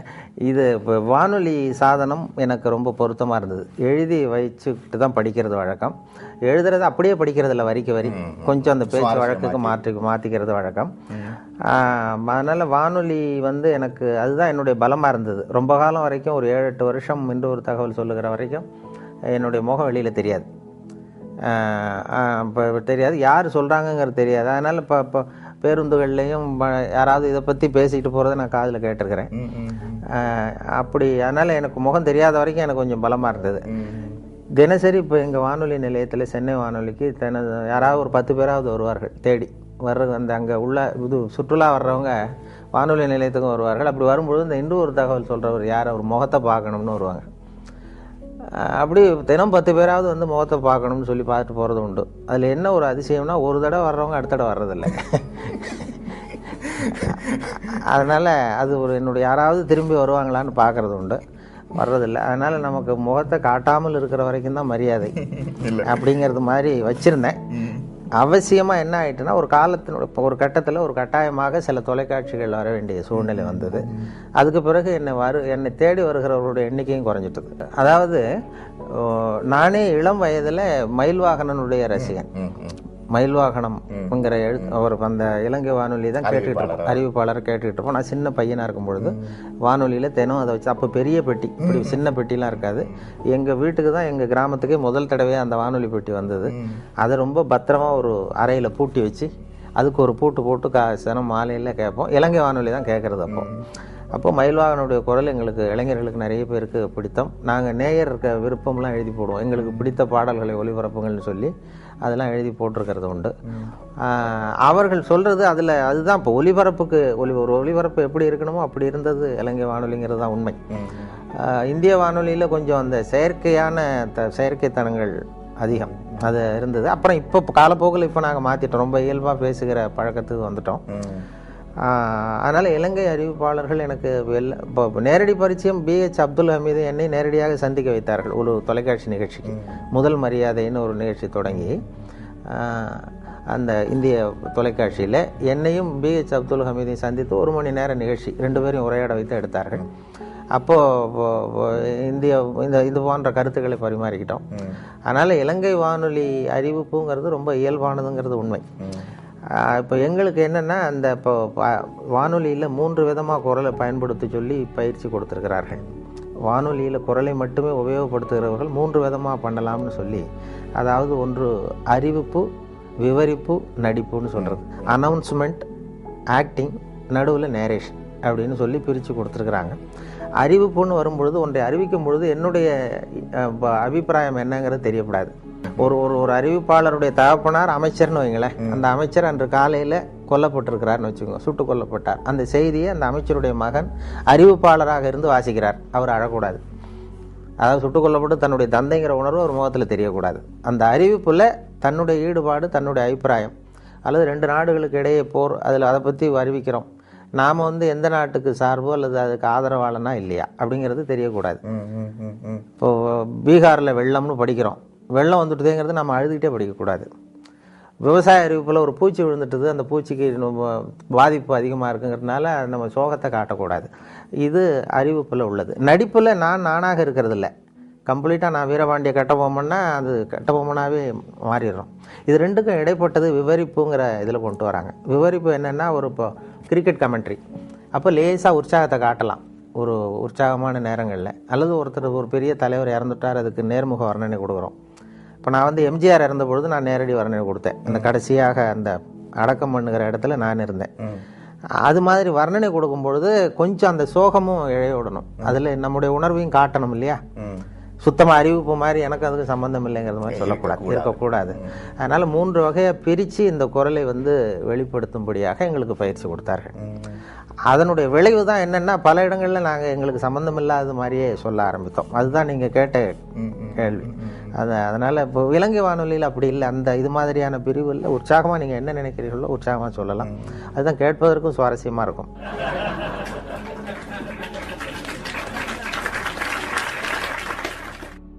இந்த பயம் எங்களுக்கு இருந்தது ஆரம்பத்தில். ஆனால் எங்களுக்கு வருகிற விளம்பர வருவாய் குறையல. அது என்னென்னு காரணம்னு பார்த்தா, ஒரு புள்ளி விவரம் சேகரித்தார்கள் இந்தியாவில். அதாவது ஊடகங்கள் எந்த அளவுக்கு மக்களை சென்று அடைகின்றனன்னு சொல்லி, பத்திரிகை, வானொலி, தொலைக்காட்சி. இதில் ரொம்ப புகழ்பெற்ற மீடியா, பாப்புலர் மீடியாங்கிறது தொலைக்காட்சி. ஆனால் அதிகமாக ரீச் ஆகிறது ரேடியோங்கிறது அந்த முடிவு. பாப்புலாரிட்டிக்கும் அதிகமாக ரீச் ஆகிறதுக்கும் என்ன சம்மந்தம் இல்லாமல் இருக்கேன்னு நீங்கள் யோசிக்கலாம். ஒரு விளம்பரத்தை தொலைக்காட்சியில் கொடுக்கும்பொழுது அந்த தொலைக்காட்சியை பார்க்கிறவர்களுக்கு அது போய் சேர்ந்துருது அந்த விளம்பரம். அதே விளம்பரத்தை ரேடியோவில் கொடுக்கும்பொழுது ரேடியோவை கேட்காதவர்களுக்கும் போய் சேருது. எப்படின்னா, ஒரு தேநீர் கடையில் தேநீர் அருந்துறதுக்காக ஒரு 10 பேர் நின்றுட்டு இருப்பாங்க. அவங்களுடைய நோக்கம் ரேடியோ கேட்கணுங்கிறது இல்லை, டீ சாப்பிடணுங்கிறது தான் நோக்கம். அவங்கள அறியாமலே ஒரு விளம்பரம் 10 பேர் காதில் விழுந்துருது. அல்லது அந்த வழியாக சைக்கிளில் போயிட்டுருக்கிற ஒருத்தர் ஏதோ ஒரு கடையில் பாடுகிற அந்த இதில் இருக்கிற விளம்பரம் போய் சேர்ந்துருது. அதனால் அதிகமாக 87% வானொலி விளம்பரங்கள் சென்றடைகின்றனங்கிறது ஒரு புள்ளி வரும். அந்த பலத்தில் தான் இப்போ வானொலி போய்கிட்டுருக்கு. நாங்கள் அதனால தான் அந்த வானொலியினுடைய விளம்பரங்கள் வருவாய் குறையாமல் போயிட்டுருக்கு. அது முதல்ல நான் விவசாய ஒலிபரப்பு பிரிவில் திருநெல்வேலி வானொலி நிலையத்தில் சேர்ந்தேன். அப்போ சேர்ந்த புதுசில் ஒரு அறிவிப்பை கொடுத்து விவசாயிகளுக்கு, உழவர்களுக்கு இந்த அறிவிப்பை சொல்லுங்கள்னு எனக்கு பொறுப்பு ஒப்படைச்சாங்க. படிச்சுட்டு நான் இப்போ என்ன பண்ணேன், அதில் என்ன எழுதியிருந்ததுன்னா அதை அப்படியே படிக்க சொல்லி கொடுத்தார்கள். அதில் என்ன எழுதியிருந்ததுன்னா, இப்போது திருநெல்வேலி மாவட்டம் புளியங்குடி வட்டார விவசாயிகள் கவனத்திற்கு ஒரு செய்தி. அந்த வட்டாரத்திலே நெல் பயிரில் குருத்துப்பூச்சி விழுந்திருக்கிறது. அந்த குருத்துப்பூச்சிக்கு என்ட்ரின் மருந்து அடிக்க வேண்டும். 1 மில்லி மருந்துக்கு 2 லிட்டர் தண்ணீர் வீதம், 100 மில்லி மருந்தை 200 லிட்டர் தண்ணீரில் சேர்த்து, விசை தெளிப்பான் என்றால் 60 லிட்டர் தண்ணீரிலும், கைத்தெளிப்பான் என்றால் 200 லிட்டர் கரைசலும் தெளிக்க வேண்டும் அப்படிங்கிறது அறிவிப்பு. இதை வானொலிகள் அறிவிக்கணும். அப்படியே படிக்க சொல்லி கொடுத்தார்கள். நான் என்ன சொன்னேன், அதை படிக்கும்பொழுது எனக்கு புரியறது மாதிரி பண்ணிட்டேன். புளியங்குடி வட்டார விவசாயிகளே, உங்கள் வயலில் பூச்சி விழுந்திருக்கிறதாக சொல்கிறாங்க. பூச்சிக்கு மருந்து அடிக்கணும், அது ரொம்ப அவசியம். அது எப்படி மருந்து அடிக்கணும்னா என்ட்ரின் மருந்து அடிக்கணும். ஒரு வாளி தண்ணி எடுத்து வச்சுங்க. அந்த என்ட்ரின் மருந்து பாட்டில் மூடி இருக்க, அந்த மூடியால் 2 மூடி மருந்தை அந்த வாளியில் ஊற்றுங்க. ஒரு குச்சியால் கலக்கி வயலில் அடிங்க, சரியாக போடும் அப்படின்னு சொன்னேன். அதாவது மில்லி கணக்கை விட்டுட்டு, ஒரு வாளிங்கிறது 18 லிட்டர் 20 லிட்டர் தண்ணீர், ஒரு மூடிங்கிறது 4 மில்லி மருந்து. அதனால் ஒரு வாளி தண்ணிக்கு 4 மூடி மருந்து அல்லது 2 மூடி மருந்துன்னு நான் கணக்கு சொல்லி போட்டேன். அப்போ அங்கே இயக்குநர்களாக இருந்தவங்க, என்னுடைய அதிகாரிகள், இது இப்படிலாம் வானொலியில் பேசுவது தவிர, இப்படி மொழியை கொச்சைப்படுத்தக்கூடாது, ரொம்ப அது துல்லியமாக சொல்லணும், சயின்டிஃபிக்காக சொல்லணும் அப்படிங்கிறது மாதிரி அவர்கள் என்னை கொஞ்சம் இது பண்ணாங்க. சரி சார், நான் திருத்திக் கொள்கிறேன்னு சொல்லியிருந்தேன். அதுக்கு பிறகு அந்த புளியங்குடி வட்டாரத்திலேருந்து விவசாயிகள்லாம் வந்தாங்க வானொலி நிலையத்துக்கு. வந்து அவங்க இப்போ அதிகாரிகள்கிட்ட பேசும்பொழுது, சார் ரொம்ப காலமாக இந்த விவசாய அறிவிப்புலாம் கேட்டுக்கிட்டு இருக்கிறோம், ஆனால் இப்போ தான் நீங்கள் என்ன சொல்கிறீங்கன்னு எங்களுக்கு புரியுது விளங்குதுன்னு. அப்போ அவங்களே அதிகாரிகளே பார்த்து என்கிட்ட, நீ இனிமேல் இந்த விவசாய நிகழ்ச்சியில் மட்டும் வேணா அப்படி பேசு, மற்ற இதில் வேண்டாம் அப்படின்னு சொல்லியிருந்தேன். அதுக்கு மட்டும் அனுமதி கொடுத்தார்கள். அப்படி ஆரம்பிச்சது தான் அது. அப்புறம் அந்த பேச்சு வழக்குங்கிறதுக்கு ஒரு அங்கீகாரம் கிடைச்சிட்டது. அதாவது பாரதியாரே பேசுவது போலவே எழுதுவது சிறப்புன்னு சொல்லி ஒரு இடத்துல சொல்லியிருக்கிறார். ரேடியோ லாங்குவேஜ்னு, வானொலி மொழிக்கே ஒரு இலக்கணம் உண்டுன்னு சொல்வார்கள். ஒரே வரி இலக்கணம். என்னன்னா, நாம சொல்றது கேட்கறவங்களுக்கு புரியணும், அதுதான் அதனுடைய இலக்கணமே. அவர்கள் பாஷையில அவர்களுக்கு புரிகிற மாதிரி பேசுறது தான் வழக்கம். அதுல வந்து அதுதான் வானொலிக்கு அவசியம். வானொலிக்கு நான் எழுத்தாளராக போனேன். விவசாய ஒலிபரப்பு பிரிவுக்கு ஸ்கிரிப்ட் எழுதி கொடுக்கறது, படிகள் எழுதி கொடுக்குற வேலைகள், அதாவது நிகழ்ச்சி அமைப்புகள். ஆனால் அங்கே எனக்கு ஒப்படைக்கப்பட்ட வேலை நிகழ்ச்சி தயாரிப்பு வேலைகளையும் கொடுத்தாங்க. அதுக்கு பிறகு எடிட்டர் அப்படின்னு சொல்லி ஆசிரியருங்கிற பொறுப்பில் சென்னை வானொலிக்கு மாற்றலாகி வந்தேன். அங்கே நாடக தயாரிப்பு பிரிவு, தமிழ் இலக்கிய பிரிவு, அப்புறம் விவசாய பிரிவு, அறிவியல் பிரிவு, இப்படி பல்வேறு பிரிவுகளில் வேலை பார்த்துட்டு இருந்தேன். அதுக்கு பிறகு ஒரு பதவி உயர்வு, நான் உதவி இயக்குனராக போய் உதவி இயக்குனராக ஒரு சில ஆண்டுகள் இருந்துட்டு அதுக்கு பிறகு ஓய்வு பெற்றேன். வேலையை பொறுத்த வரைக்கும் சென்னையில் திருப்தி, வாழறதை பொறுத்த வரைக்கும் திருநெல்வேலி திருப்தி. ஏன்னா அங்கே ஜன நெருக்கடி இல்லாத இடம். அதனால ஆஃபீஸை விட்டு வெளியில் வந்துட்டா திருப்தியாக இருக்கும். இங்கே ஆஃபீஸுக்கு உள்ள போயிட்டா திருப்தியாக இருக்கும், வெளியில் வந்தால் கஷ்டமாக இருக்கும், பஸ் பிடிக்கணும் அப்படிங்கிற கஷ்டம். அது அந்த நிலையங்களில் அது இப்போ நிகழ்ச்சி பொறுப்பாளர்கள் எந்த வேலையும் யாரிடமும் ஒப்படைக்கலாம். அது இப்போ நான் அது இருக்கும். ஒரு அடுத்த ஒரு பிரிவில் ஆள் இல்லை, அன்றைக்கு அவர் வரலைன்னா அந்த பொறுப்பை நாம் ஏற்றுக்கொள்ள வேண்டிய கடமை இருக்கும். அதுபோல் எனக்கு எல்லா துறைகள்லேயும் ஒரு வேலைகள், பொறுப்புகள் கொடுத்தாங்க. வெளியில் போய் பதிவு பண்ணுறது, பேட்டி எடுக்கிறது, நேர்காணல் பண்ணுறது. முதல் நேர்காணலே நான் விவசாய பிரிவில் இருந்தாலும் என்னை நேர்காணல் பண்ண சொன்னது இந்த நடிகர் தங்கவேலு, K.A. தங்கவேலு, நகைச்சுவை நடிகர், திருநெல்வேலிக்கு வந்திருந்தார் ஒரு நாடகம் நடத்துவதற்காக. அப்போ அவரை பேட்டி காண்றதுக்கு அந்த அந்த அந்த பிரிவில் இருக்கிற நண்பர் வரல. அதனால நான் விவசாய பிரிவில் இருந்தேன். என்கிட்ட ஒரு மைக்கு, அந்த ஒலிப்பதிவு கருவி கொடுத்து, நீ போய் அவரை பேட்டி எடுத்துட்டு வான்னு சொல்லி கொடுத்தாங்க. அதுதான் முதல் தடவை நான் அவர்கிட்ட போகிறேன். எனக்கு இப்போ முன் அனுபவம் கிடையாது, என்ன கேட்குறதுன்னு தெரியல. அதனால் போய் பேசிக்கிட்டு, இப்போ என்ன சார் நீங்கள் முதல்ல எப்படி நடிச்சிங்க, என்ன வேஷம் போட்டிங்க அப்படின்னு கேட்டேன். நான் அதை ஏன் கேட்குற தம்பி, எனக்கு அனுமார் வேஷம் போட்டு விட்டாங்க. ஒரு நாடகத்தில் அனுமார் வேஷம் போட்டு ஒரு ஸ்டூலை போட்டு ஒரு மூலையில் உட்கார வச்சுட்டாங்க. மற்றவங்கெல்லாம் வசனம் பேசிகிட்டு இருக்கிறான், எனக்கு வசனமே கொடுக்கல. நான் பாட்டு அனுமார் வேஷம் போட்டு மூலையில் உட்காந்துருக்கேன் ஸ்டூலில். இதுதான் எனக்கு கொடுத்த முதல் வேஷம்னார். நான் சொன்னேன், அப்படின்னா ரொம்ப கஷ்டப்பட்டு நடிச்சிருப்பீங்க போல் இருக்கே சார், சிரமப்பட்டுன்னு. அதில் என்ன சிரமம் தம்பி, அதான் வசனம் கிடையாது, அனுமார் வேஷம் சும்மா உட்காந்துருக்கிறது தானேன்னார். இல்லைங்க, அனுமார் வேஷம் போட்டுவிட்டு சும்மா உட்காந்துருக்கிறது கஷ்டம் இல்லையாங்க. அப்போ சிரிச்சார்.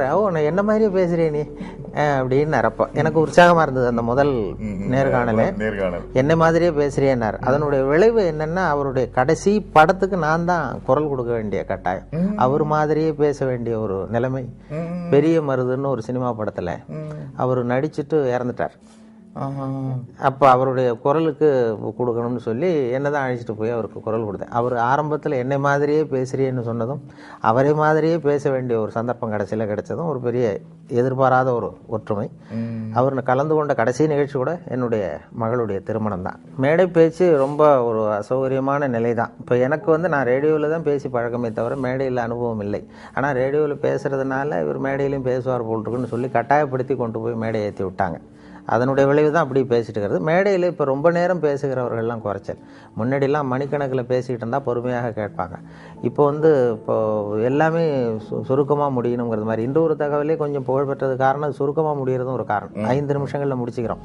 அதே தினம் 1 மணி நேரம் இன்று ஒரு தகவல் சொல்கிறேன் அப்படின்னு ஆரம்பிக்கிறதா வச்சுக்குவோம், பொறுமையாக கேட்க மாட்டாங்க. அதனால் மேடை பேச்சுங்கிறது இப்போ ரொம்ப நேரம் பொறுமையாக உட்கார்ந்துருக்கிற மனோபாவம் இல்லை. அதனால தான் வேடிக்கையாக கூட சொல்லுவாங்க, ஒரு மேடை பேச்சாளர் ரொம்ப நேரம் பேசிகிட்டு இருந்துட்டு ரொம்ப சார் மன்னிச்சிங்க சார், நான் கடிகாரத்தை கூட பார்க்க மறந்துட்டேன் இருக்கார்.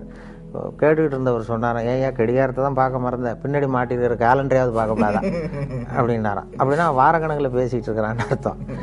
அப்படி அந்த பொறுமை இழந்த எல்லாம் அவசர யுகம்.